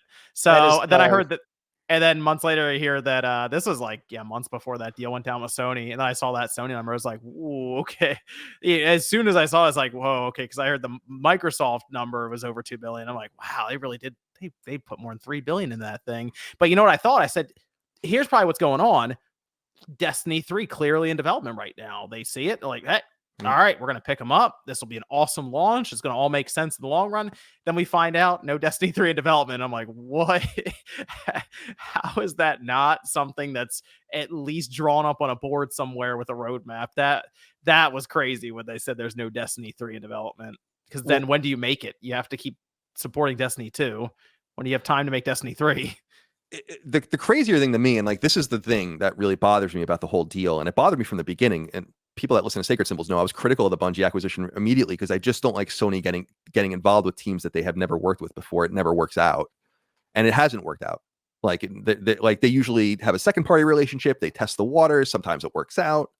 A sucker punch. Sometimes a Quantic Dream will get away, or a Supermassive. It doesn't quite work out. They don't really like each other. Whatever the case might be. And I just think the big purchase of Bungie was not even for the games. It was for their expertise, that they understood the situation so well and were so canny at operating in the multiplayer space that we had at, not only did Sony have to have them internally, but they would let them be outside of PlayStation Studios and just do whatever they wanted, basically, as long as they had access. That was like the second or third sentence in the Bungie acquisition announcement from Bungie's perspective, was that they were multi-platform.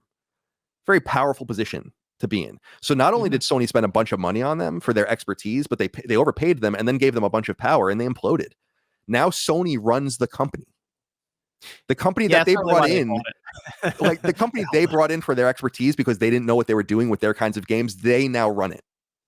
Like now they have their fingers in it. They're poaching from it. They're making staffing issues. They've laid off hundreds of people. It's very similar to what I think is going on in Xbox, in that it seems pretty clear that Xbox's leadership is not making the decisions anymore. Yes. And Bungie's leadership not making the decisions anymore. I can guarantee you that. Like no way. So I just again, to the Concord story, I get why people don't believe it. I don't blame anyone for not believing it. It is, something that needs to be further looked into by journalists. I would have loved to hear it, but I would never present information that I wasn't confident of the source in or what they're telling me. And I spent a lot of time with this person, like an inordinate amount of time. So I've broken stories where someone's emailed me something and I go and look something up and I'm like, oh, okay, that's good enough. I believe that. This makes all sense, blah, blah, blah. And it's like 4 hours, talking about things face to face over video. So to me, that's why I was confident in talking about it, but people are going to believe what they believe. I hope that there's more reporting about it, and I am confident that the reporting will show a deeply dysfunctional game. I think there's I think there's going to be more reports for Concord. That's what I'll tell you. I think there's some reports coming for it. I hope so. Like I know that Kotaku's working on one, and I thought that they said they would have something out last week, but that's I was in those trenches, and you're trying to cross-reference things and clear things and all that, so it takes a little bit of time. But yeah, like I think the big story, and this is what you were saying, Ryan, is like the money is one thing, because it was a lot of the stuff they're doing, I guess is what I'm saying, has been wasteful. So that's not a huge surprise, but it's like, I think the level of belief in the game will be one kind of tangent that people will explore. And I think another tangent will be that the game was made by, like, I don't know if you want to call the team incompetent or whatever. I don't want to put words in anyone's mouth, but a team that just didn't deliver the goods, obviously. So I'm really excited to see more whenever anyone's ready to talk about it more. And I'm also confident you'll find out that the game was very expensive, whatever the number ends up being. Not to drag out the topic longer, but the one thing I keep thinking about too, like this game isn't for me. I don't think it was not at all for you, for Colin. No, I don't play John, multiplayer yeah, games, so yeah, it's not going to be for me. John Yeah. didn't like, but like it's like not a bad game on paper. And I guess It's not a compelling game is the no, problem. it's like it's what like some might say like it's a 6 out of 10, a 7 out of 10, whatever the case is. Competent, like the gameplay Yeah. mechanic stuff is competent, but it's not like overwhelming it's- to where a multiplayer game comes out that's good, and I'll be like, yeah, I gotta play this game tonight or so. Like I'm thinking about it, I'm not near it. Concord, I barely thought about it when I was playing it. So Yeah, like it's just not good enough. And it's Right. like that was like the weird thing about like the public beta where it's like, how does a Redfall or the Golem game, how does that somehow get more peak players than Mhm.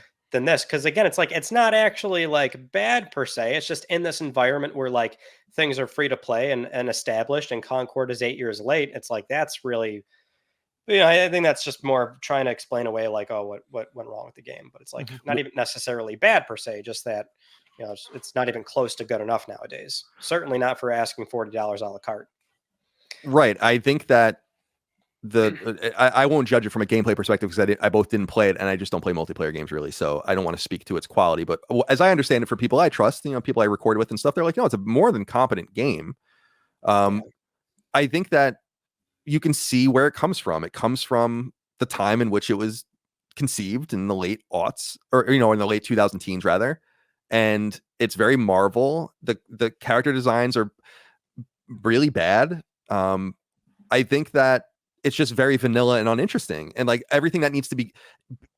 I think Ubisoft said this about Star Wars Outlaws, which I didn't play, but it's supposed to be good or whatever. But he said something like just releasing good games is not good enough anymore. Like you have to, good games are everywhere. You could trip over a good game. It's not uncommon. Like I'm inundated with good games. It needs to be something a little more special. And I think that, and I don't have any insight into this, but I would just assume that when they saw the reaction to Concord, they knew that the jig was up. And when you saw the reaction on the PlayStation blog, and as they were trying to talk about it, and they were trying to talk about it on social media, they were releasing pieces of vignettes, they were releasing character, videos and all the rest, and it just wasn't happening. And then they saw the pre-order numbers, very Dreams-like. When Dreams came to early access, it was clearly softly received. They opened it up to everyone. It was supposed, that original beta was supposed to be only for pre-order people, and then they were like, oh shit, no one's pre-ordering it, and it was obvious at that point. They were not going to be able to turn it around. And it's crazy, man.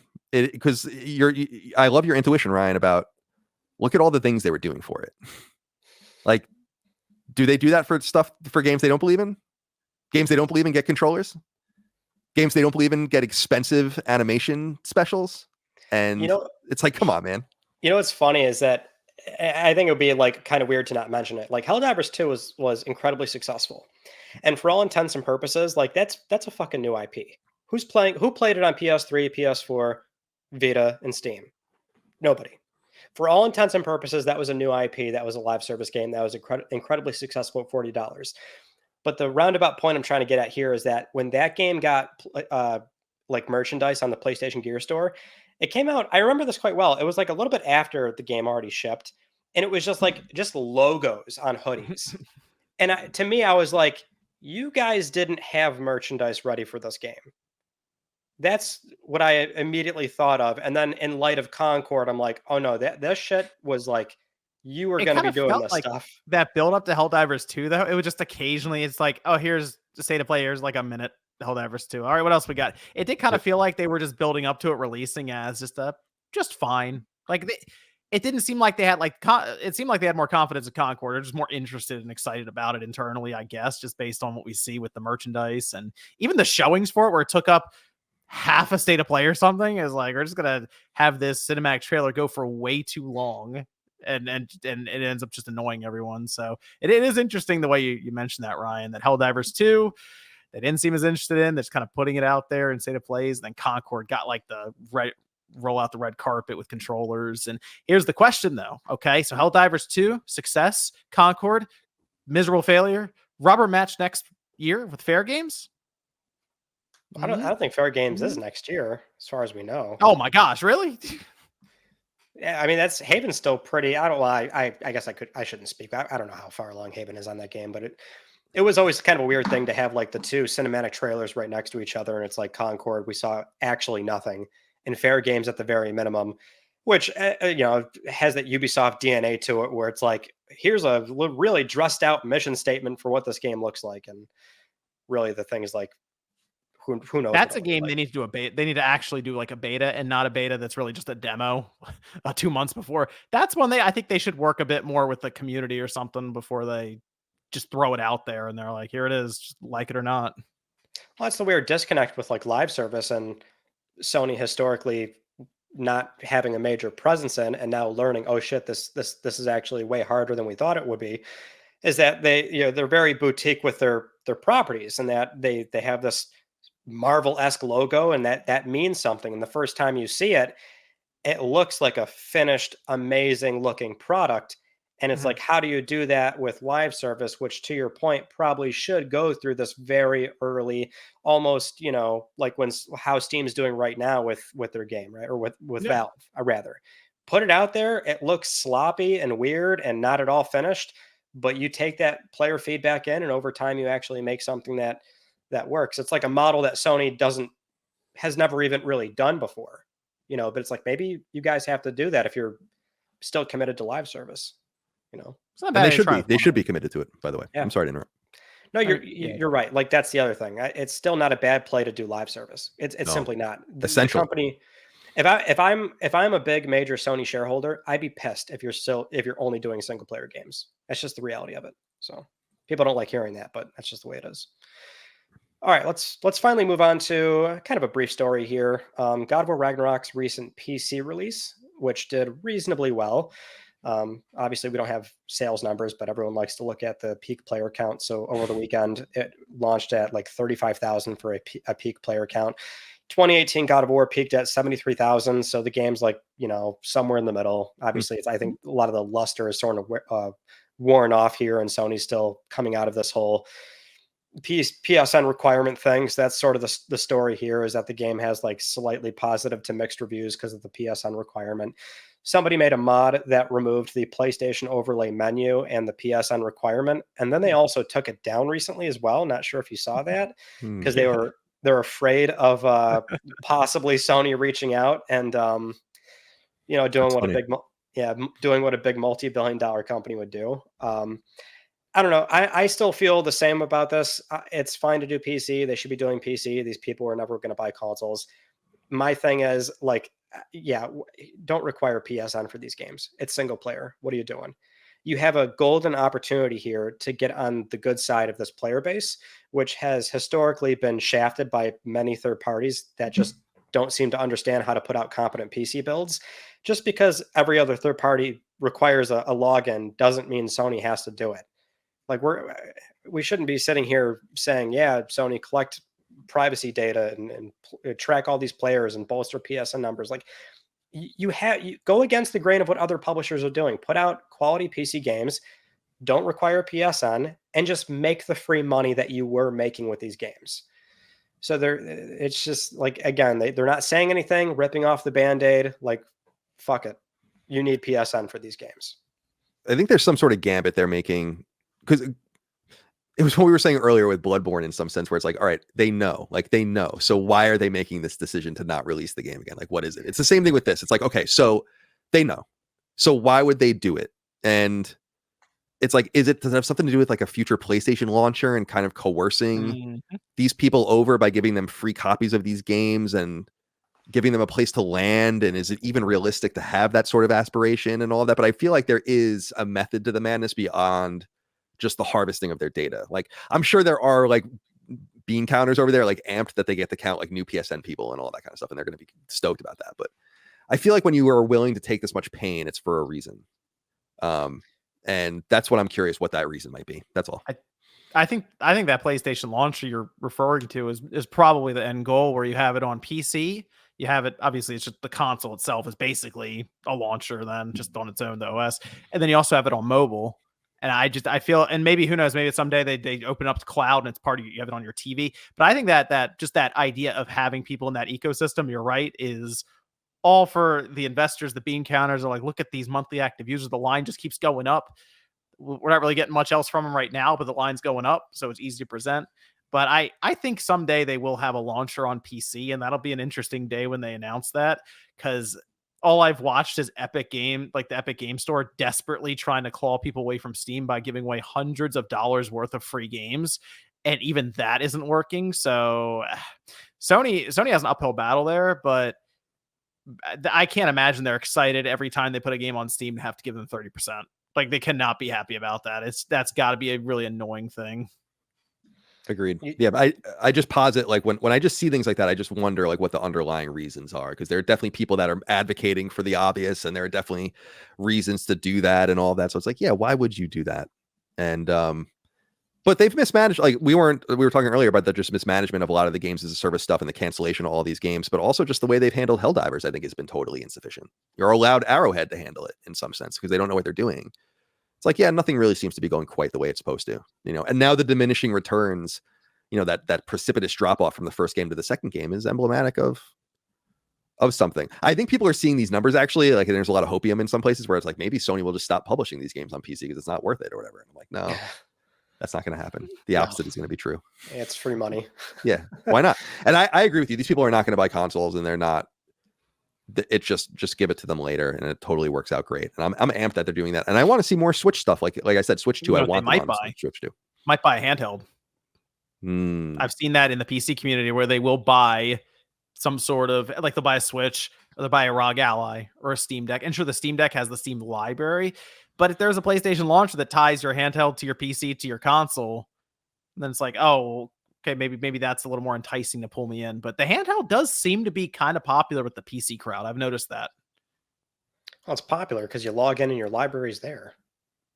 Well, yeah, but even so, like, for example, if you're subscribed to Game Pass and you log into your to that on, like, the Windows side for the ROG Ally, you have all those games. But what if Sony had that with their app for PlayStation Plus? Any of the games that you have there that you've subscribed to that service on your handheld, and then on your PC through this app or your PlayStation, you can just download, save data transfers all over the place, and you can pick up and go wherever. It sounds good on paper, but my concern is always, I mean, I don't have to build it out, so yeah, it's easy for me to just say it. It's just will it into existence. But the concern is that by the time I start offering that, you're already, like, trying to sell a subscription to people that are so goddamn tired of subscription. So no, we're all tired of that.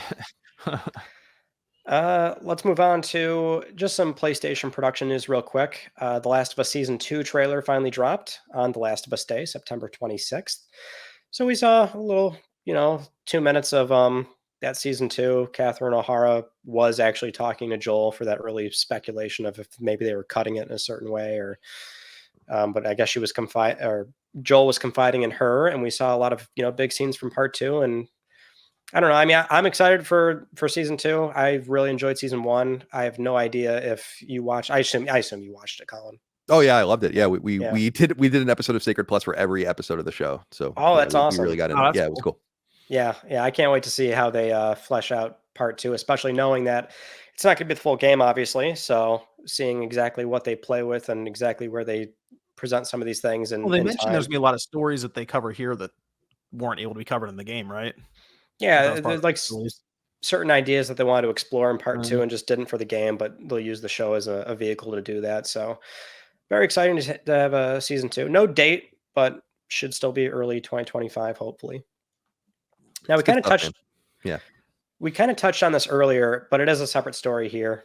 Sony is apparently, as a rumor, big rumor here, take it with a pinch of salt, Sony is developing 2 SoCs for PlayStation 6. So this popped up from Kepler L2 on NeoGAF, where this account's been privy to things with hardware relating to PlayStation 5 Pro. I followed them very closely during that initial roadmap, where they were in fact correct about PS5 Pro using AMD's next-gen RDNA 4 RT features from their product roadmap. So at least it's kind of worth humoring in the here and now. So in a recent thread, they were discussing, what the price might be for PS6, and Kepler chimed in saying that there's 2 SoCs in development for next gen, and they weren't necessarily sure if that's a Series SX kind of situation or if it is a console plus a handheld variant, but they suspect one of them might be the more affordable option. I just thought this was more of a opening out to the floor here, or maybe explore the conversation a bit further, which is, would the company actually humor kind of a 2 SKU approach? I'd be inclined to say probably not. They've been pretty adamant about not doing something like that. And maybe it is actually, them pursuing an SoC that can be in a handheld form factor, offering, a local PlayStation handheld, which would launch next to, say, PlayStation 6. Yeah, I mean, I think you go handheld console. I mean, we saw what happened so far with Microsoft with where they tried to have 2 chips and one just being weaker with the Series S, and that's provided a bunch of challenges for them throughout the generation. I think Sony, with their strategy of it's the same system, disk drive or not, and then also we'll do a handheld. I think that's the way that they should go about it, and that's probably what we're seeing with these 2 different SoCs. So I'm just really curious about the handheld and what they've drawn out with AMD. But this is when we hear about the contracts happening and getting things figured out. Intel was supposedly there, and they got the boot very quickly, which makes sense considering backwards compatibility. I feel like Sony probably just used Intel as a way to probably get better deal from AMD, and they were never going to go with Intel. But still, that's what I'm envisioning is PS6 handheld of some kind next to it, I guess. And it is weird to think that we'd be waiting until 2028 potentially for Sony's next handheld. But that might be their technology roadmap right now, because as you mentioned, Ryan, they probably don't want to build something the size of like the ROG Ally or the Steam Deck right now. It's a cool device. It is, but it is a large device, and you it when you're holding it. You're like, okay, this handheld is borderline. Like, it's not something you're walking around in your pocket. The Vita, if you pick it up now, still kind of feels like it belongs in this generation, like this year. Like it is a very modern looking and feeling device still. It's an excellent point.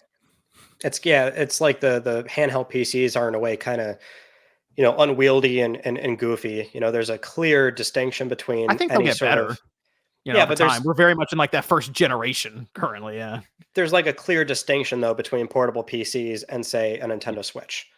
Yeah. So as a platform holder, Sony would want to make this thing look, sexy and nice and semi-thin. And so maybe by the time, they're ready to actually get that into a portable form factor, we can return to local play on a handheld, since that is the still problem with the Portal.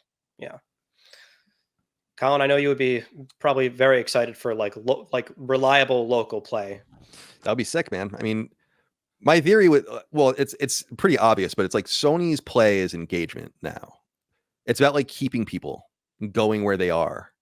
And it's, as I was saying earlier, I think Portal was kind of like a Hail Mary to see just how it would go. Cheap components put together quickly.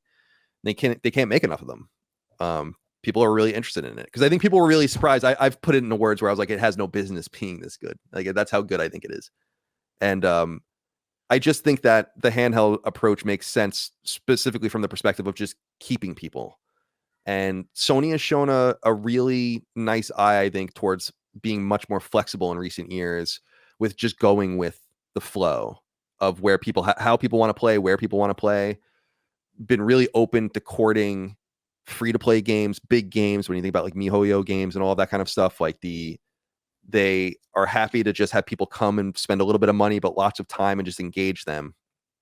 And this is why I think the games as a service play is so huge for them, because I think that they want to own the whole vertical monopoly of that if they can, as opposed to relying on others for the content. And so I just think that the handheld is necessary, because I just think it's, like I said earlier in our conversation, it's the marriage of like the Switch's ubiquity and the proven power of your Steam Deck and all of those different handheld PCs now. I think it shows Sony like it's possible. And if anything, it might even be mandatory if you want to succeed next generation, considering the way things are going. So I'll be excited, but like I said earlier, it makes me want to cry that we're already talking about this. And it is my sincere hope that they put this off as long as possible. But maybe they'll feel a little heat. It looks like Xbox is going to try to go first. I think that's fairly obvious, and I'll be interested to see if they feel any heat from that. So remains to be seen. It's a good point. The timelines might be a little blurred here if they do get out the gate by 2026, which that seems really fucking close. We're talking about not wanting next gen to kick off. Like I don't know if I'm ready for like a new Xbox in 2-something years, son. That's soon. You have to. I think Switch has shown, well, Nintendo generally, I think, but not always. I think maybe because the Wii U was off cycle and it didn't really prove it. But Switch proved that like the cycles aren't as we always accepted that they were, and that other players that tried to start things early, it didn't work out great for them. whether it was Dreamcast kind of starting things early when people were waiting for PS2 and so on and so forth. So I wonder, and of course, Wii U kind of trying to reset things and really failing and falling flat on its face. So I just wonder if it's Microsoft's only play at this point is to kind of go first, and it did work for them with Xbox 360. I think that was a huge advantage. Although, as I reported at IGN a long time ago, PS3 was supposed to come out that year too. It just didn't. I mean, it got delayed and fucked up behind the scenes. But I think that they benefited from that. So I would love to see Xbox go first, just because it would be interesting to see these multiple generations of consoles that are kind of not equivalent.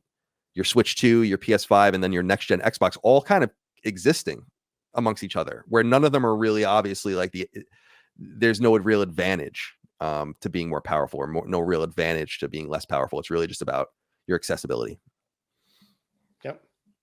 Good point. Solid point. That's what I think about a lot, especially with this environment where there's so many different ways to actually play and engage with games nowadays. That friction's just, there's so many barriers getting brought down now. All right, let's move on to our show closer here, John. Of course, can I ask this? Can I ask this, Ryan? I want to ask this question because it was posted up over on the Patreon, the Smallcast Patreon. Right, we got questions. Well, I was going through a few of them, but I some of them are like, for example, I think Kale asked if could Sony still be thinking about a PS2 Classic, but then we just talked about PS2 Classic games on PlayStation Network, and I think that's their PS2 Classic at this point. So, but one was from Joe, who asked they would love to know if Colin is a Cross or X person.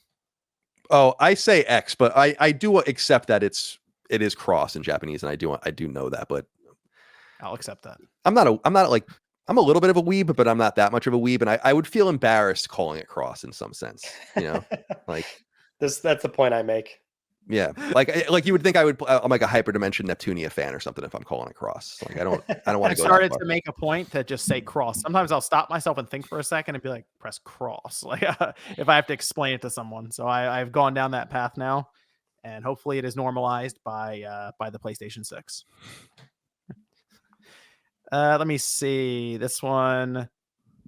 This one was from Bloody, who says, do you think Sony will change its plan toward live services and rework Marathon and Fair Games to include single player campaign with old school multiplayer, like the new Warhammer 40K?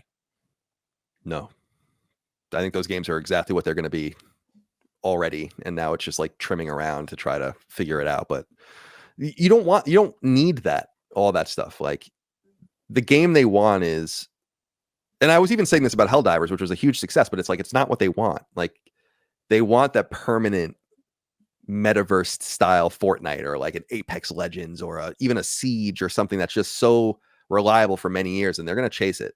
Like, and I don't blame them, but I think muddying the waters, keep them separate. It's actually one of the things I appreciated about Ubisoft's statement, where they were like, we're going to make games as a service games, and then we're going to make open world games. It's like, yeah, keep them apart. They don't need to be the same thing. Eduardo, they actually asked the question about how long we think this generation will go, and I feel like we've answered that a couple times. But they did say awesome to see Colin here. And then Future Millionaire says, awesome. I've listened to Colin for a few months now and gotten to like the whole Last Stand media crew for the most part. Cool. Thank you for the most part. I wonder who ooh, I'm going to bring that to the next Sacred Symbols and cause some more drama. Future Millionaire, you'll have to follow up. Yeah. I'm so glad to hear that. Thank you. And yeah, thank you guys for having me. It's been a lot of fun. And and then one other one, Medallion asked, who is the Sherlock Holmes to you in the gaming industry? Sherlock Holmes. I don't know. I mean, a lot of people hate me, so it would be hard to identify who exactly it would be. But my wife's maiden name is Watson, which is interesting. So it's another weird Sherlock Holmes connection. And it's funny, you can tell if like Sherlock Holmes is in the zeitgeist or not based on how much people bring up my name. When the Benedict Cumberbatch show came out, oh my God, everyone was up my ass. The Benedict Cumberbatch show. Yeah. Do you remember Sherlock, like that famous Sherlock revival that they did maybe 10 to 12 years ago? And then Professor Moriarty's in that, and it's like, man, then that started coming back in a major way. So I haven't heard a Sherlock Holmes reference in a while. Thank you for that. All right, Ryan, hit us with it. We got our show closer here, where we explore some kind of nostalgic moment in PlayStation history, maybe something a little obscure, maybe something people don't remember, or maybe something that just reflects on a relevant time going on right now. It's our our segment called PSX Gonna Give It To You. And I thought we would examine something that was kind of similar to what we did with the last episode, because we were talking about PS5 Pro's, super high price tag, and that was very reflective of 2006 with PlayStation 3 and all that jazz. And now we've got the pre-order debacle going on. And I thought we'd look back at how PS3s were very much well known at the time for being resold on eBay for not just $1,500+ which adjusted for inflation, that's batshit insane. But this was also a time where usually if you were going to be pre-ordering consoles, the play there was to wait outside your local Toys R Us, Best Buy, Target for an obscene amount of time. Not just a few hours, we're talking days, possibly upwards of a week. I know some of the big launch events in New York City, San Francisco back then, for PlayStation 3 in particular, it was like up to a week, like at the Sony Metreon and things like that. And this was also kind of highly publicized back then too, but like there was a lot of violence surrounding PS3's launch. A lot of people getting like held up because you've got people in the line. you got a lot of people sitting with like, oh, I wonder what these people are here to buy with all this cash money in their wallets. So getting held up at gunpoint. So you lost your PlayStation 3 money. People were shot. People were shot over PlayStation 3. It's insane. These Had a Blu-ray player. These people went out and got a second job to afford this console, and now they're getting shot out here. Yeah, I know. It's crazy.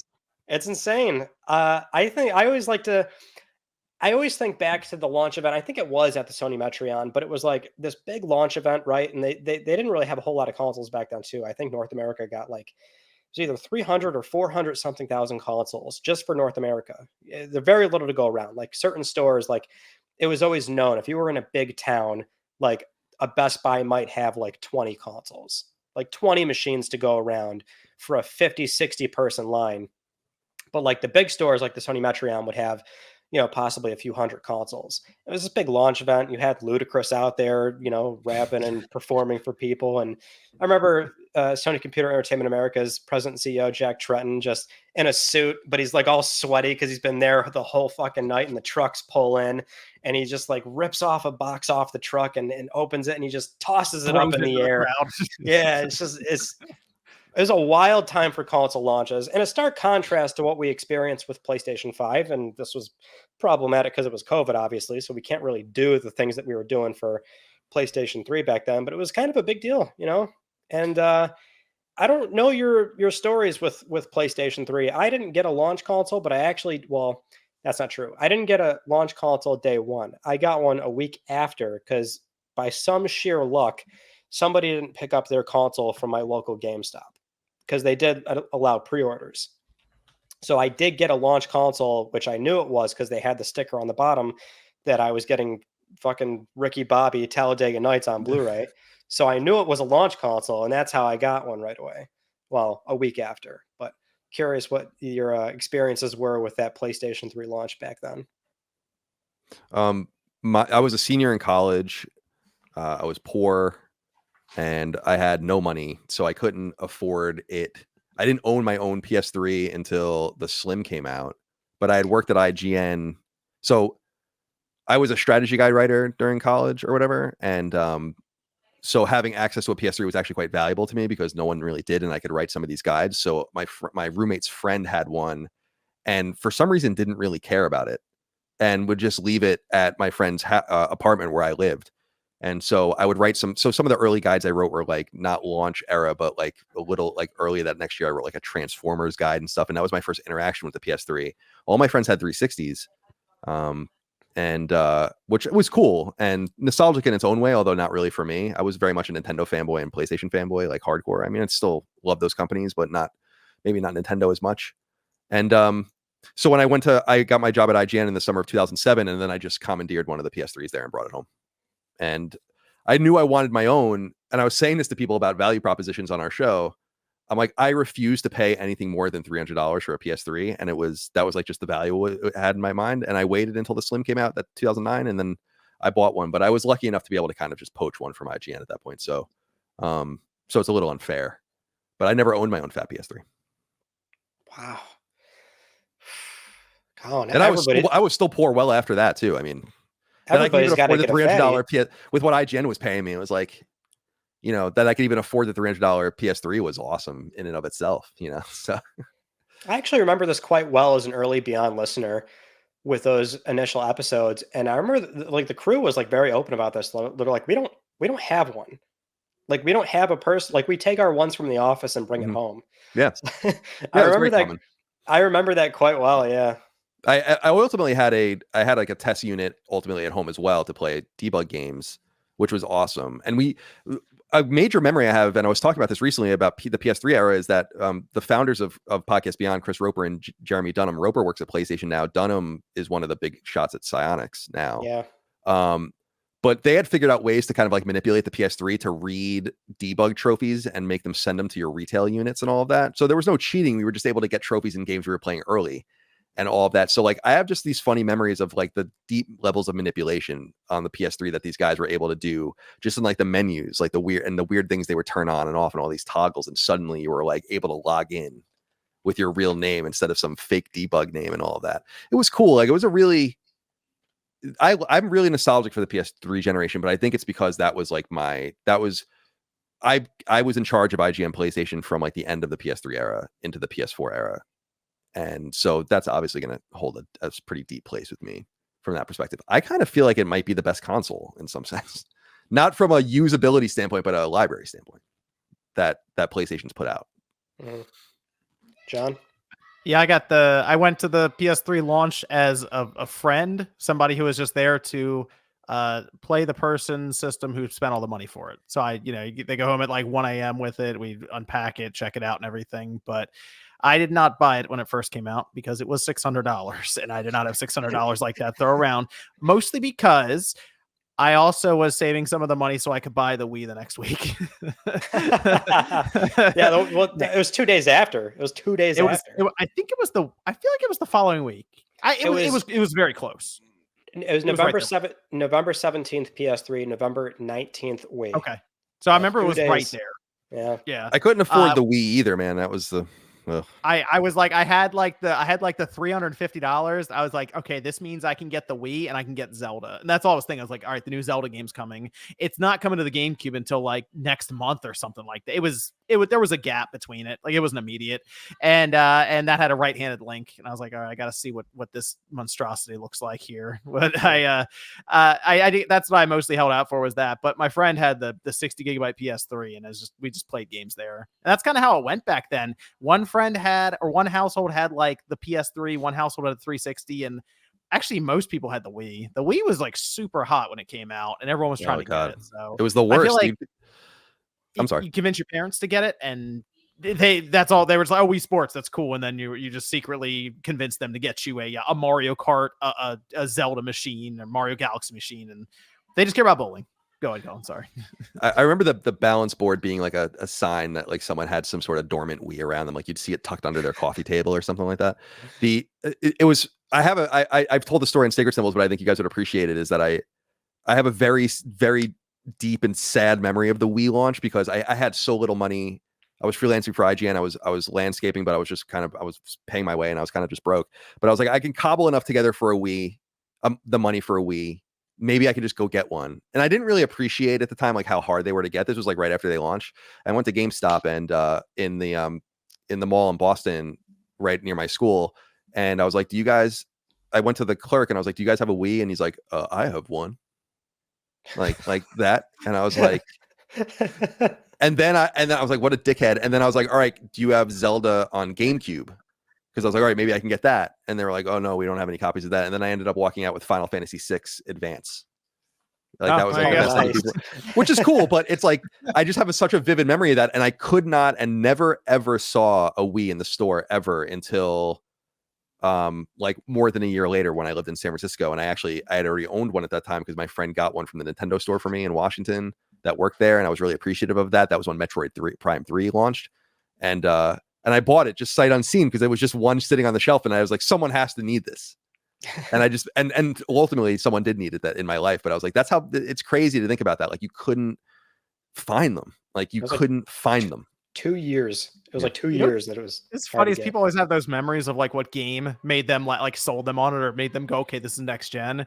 And with the PS3, there was a kiosk in there while like I was waiting for the Wii, and it was actually Tony Hawk Project 8 where they zoom in on the feet and they're kicking the board around. I'm like, oh my gosh, what is this? So it just looked so clean. They had like the nice TV. I was still on like some tube looking TV thing at the time at home, and Yeah. those are the good Dude, days. I was totally resigned. I mean, when the PS3 was announced, and I saw that price, I was like in my mind, I'm like, there's just no way, like there's just absolutely no way. So I'll get it at some point. I didn't think it was going to bomb like it kind of did in the beginning. I wish I had the shirt. Someone at IGN had it. It was like the Resistance logo, like that Resistance text, and it just said like United in Resistance 2006 to 2007 or whatever. Because the PS3, it seemed like it was dying or whatever. It was so strange. But they roared the HDMI back. port seemed like magical on it. I'm like, oh hell yeah! When am I ever going to use this thing? It has HDMI. What is this? I was very. I felt this way with the 360 first, where I was like, my roommate Doug had it, and when it came out in 2005, and I was like, I couldn't really understand it. I'm like, so you can use it, but there's no game in it, and like it just right. like because you had your PS2, a little bit of the memory card functionality, the Dreamcast, all that, like SegaNet, but like nothing like where I'm like, so you can download games, but you put games in it. I was like a caveman using this thing. Where like I was just like so. I was like, wow, what a crazy thing. And then when the PS3 came out, I was like really intimidated by it. Actually, it's funny you bring that up because it was kind of the same thing going from like the N64 to the GameCube. Or at that time, because it was like you need a cartridge for it to work at all. But with the GameCube, you just press the button and a cube comes up and you can change your calendar. And it's like, what is this? Change your calendar. Hey, it's a big deal back then, man. You got to get that date right for Animal Crossing. Mr. Rossetti will come after you. I would be remiss to not also mention this. One of my Patreon supporters was upset that I didn't mention that with PS3 early on. We can't forget Chad Warden here. Chad Warden wipes his ass with $600.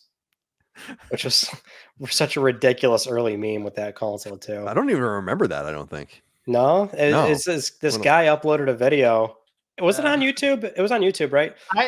That was that weird time between YouTube and Newgrounds, kind of. It was like it was like early fanboy stuff, right? It's like 2006, like a PS3 fan like uploaded this video going, the Wii. That little bitch. Wait, what am I gonna play? Zelda with that bitch ass sword? Nah, Chad Warden wipes his ass with $600. He's like, you broke. It was so. There's a whole funny. wiki of him on this page here about all of his memes, I guess. So he would say Halo, Galo. It's just the most ridiculous shit. Just a full-blown caricature, but I had to get that Butler in instead of him to bring the PS3 back halfway through, man. Yeah, they need to get Chad Warden back for PlayStation 5 Pro. Yeah, what if that was like an actual marketing thing? You just turn in a commercial, it's him as like a 60-year-old pushing the PS6. Just insulting you for not affording their products. Yeah. That's all I'd have to buy one then. That's pretty much it. So yeah, PS3 is getting resold for $1,500+ back then. There it is. All right. Good stuff. Is that the end of we good, Ryan? Is that it? That's the end. That's PSX gonna give it to you. That's all the stories I got for you this week. We're kind of caught up in everything. We did cover a lot of it from the State of Play, so that's the longest Click R3 episode we've had so far. That's one. It's the Colin Moriarty effect. It really is the tacked on hour tax. Well, we appreciate you joining us, Colin. We do, for the longest episode we've had so far. Yeah, thank you guys for having me. Congratulations on the show.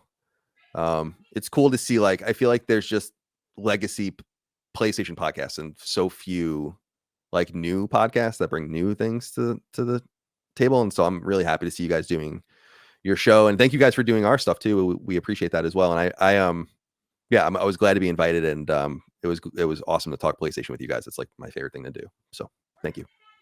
Check out Colin over Last Stand Media. They got a whole lot of stuff happening over there. They're covering Xbox, Nintendo, PlayStation, random stuff. You have a show where you guys just talk about anything that's in front Constellation. Yeah. It's cool, man. We have just different hosts for all the different shows. Like, I'm a PlayStation gamer. Like, I play on PlayStation. That's really it. I play on my wife's Xbox or Switch like occasionally, but now with the Xbox games coming over, like, I platinumed Pentiment. Like, who would ever thought that would be possible? So So yeah, we just kind of cover our beats, and we're really happy to do it. We just have our own little community on Patreon, and we do our thing. So yeah, thanks again, guys. I appreciate the invite. Okay, that's Colin. That's Ryan there. That's going to do it here for Click R3. We're back in a couple of weeks. Do it all over again. We'll see you guys then.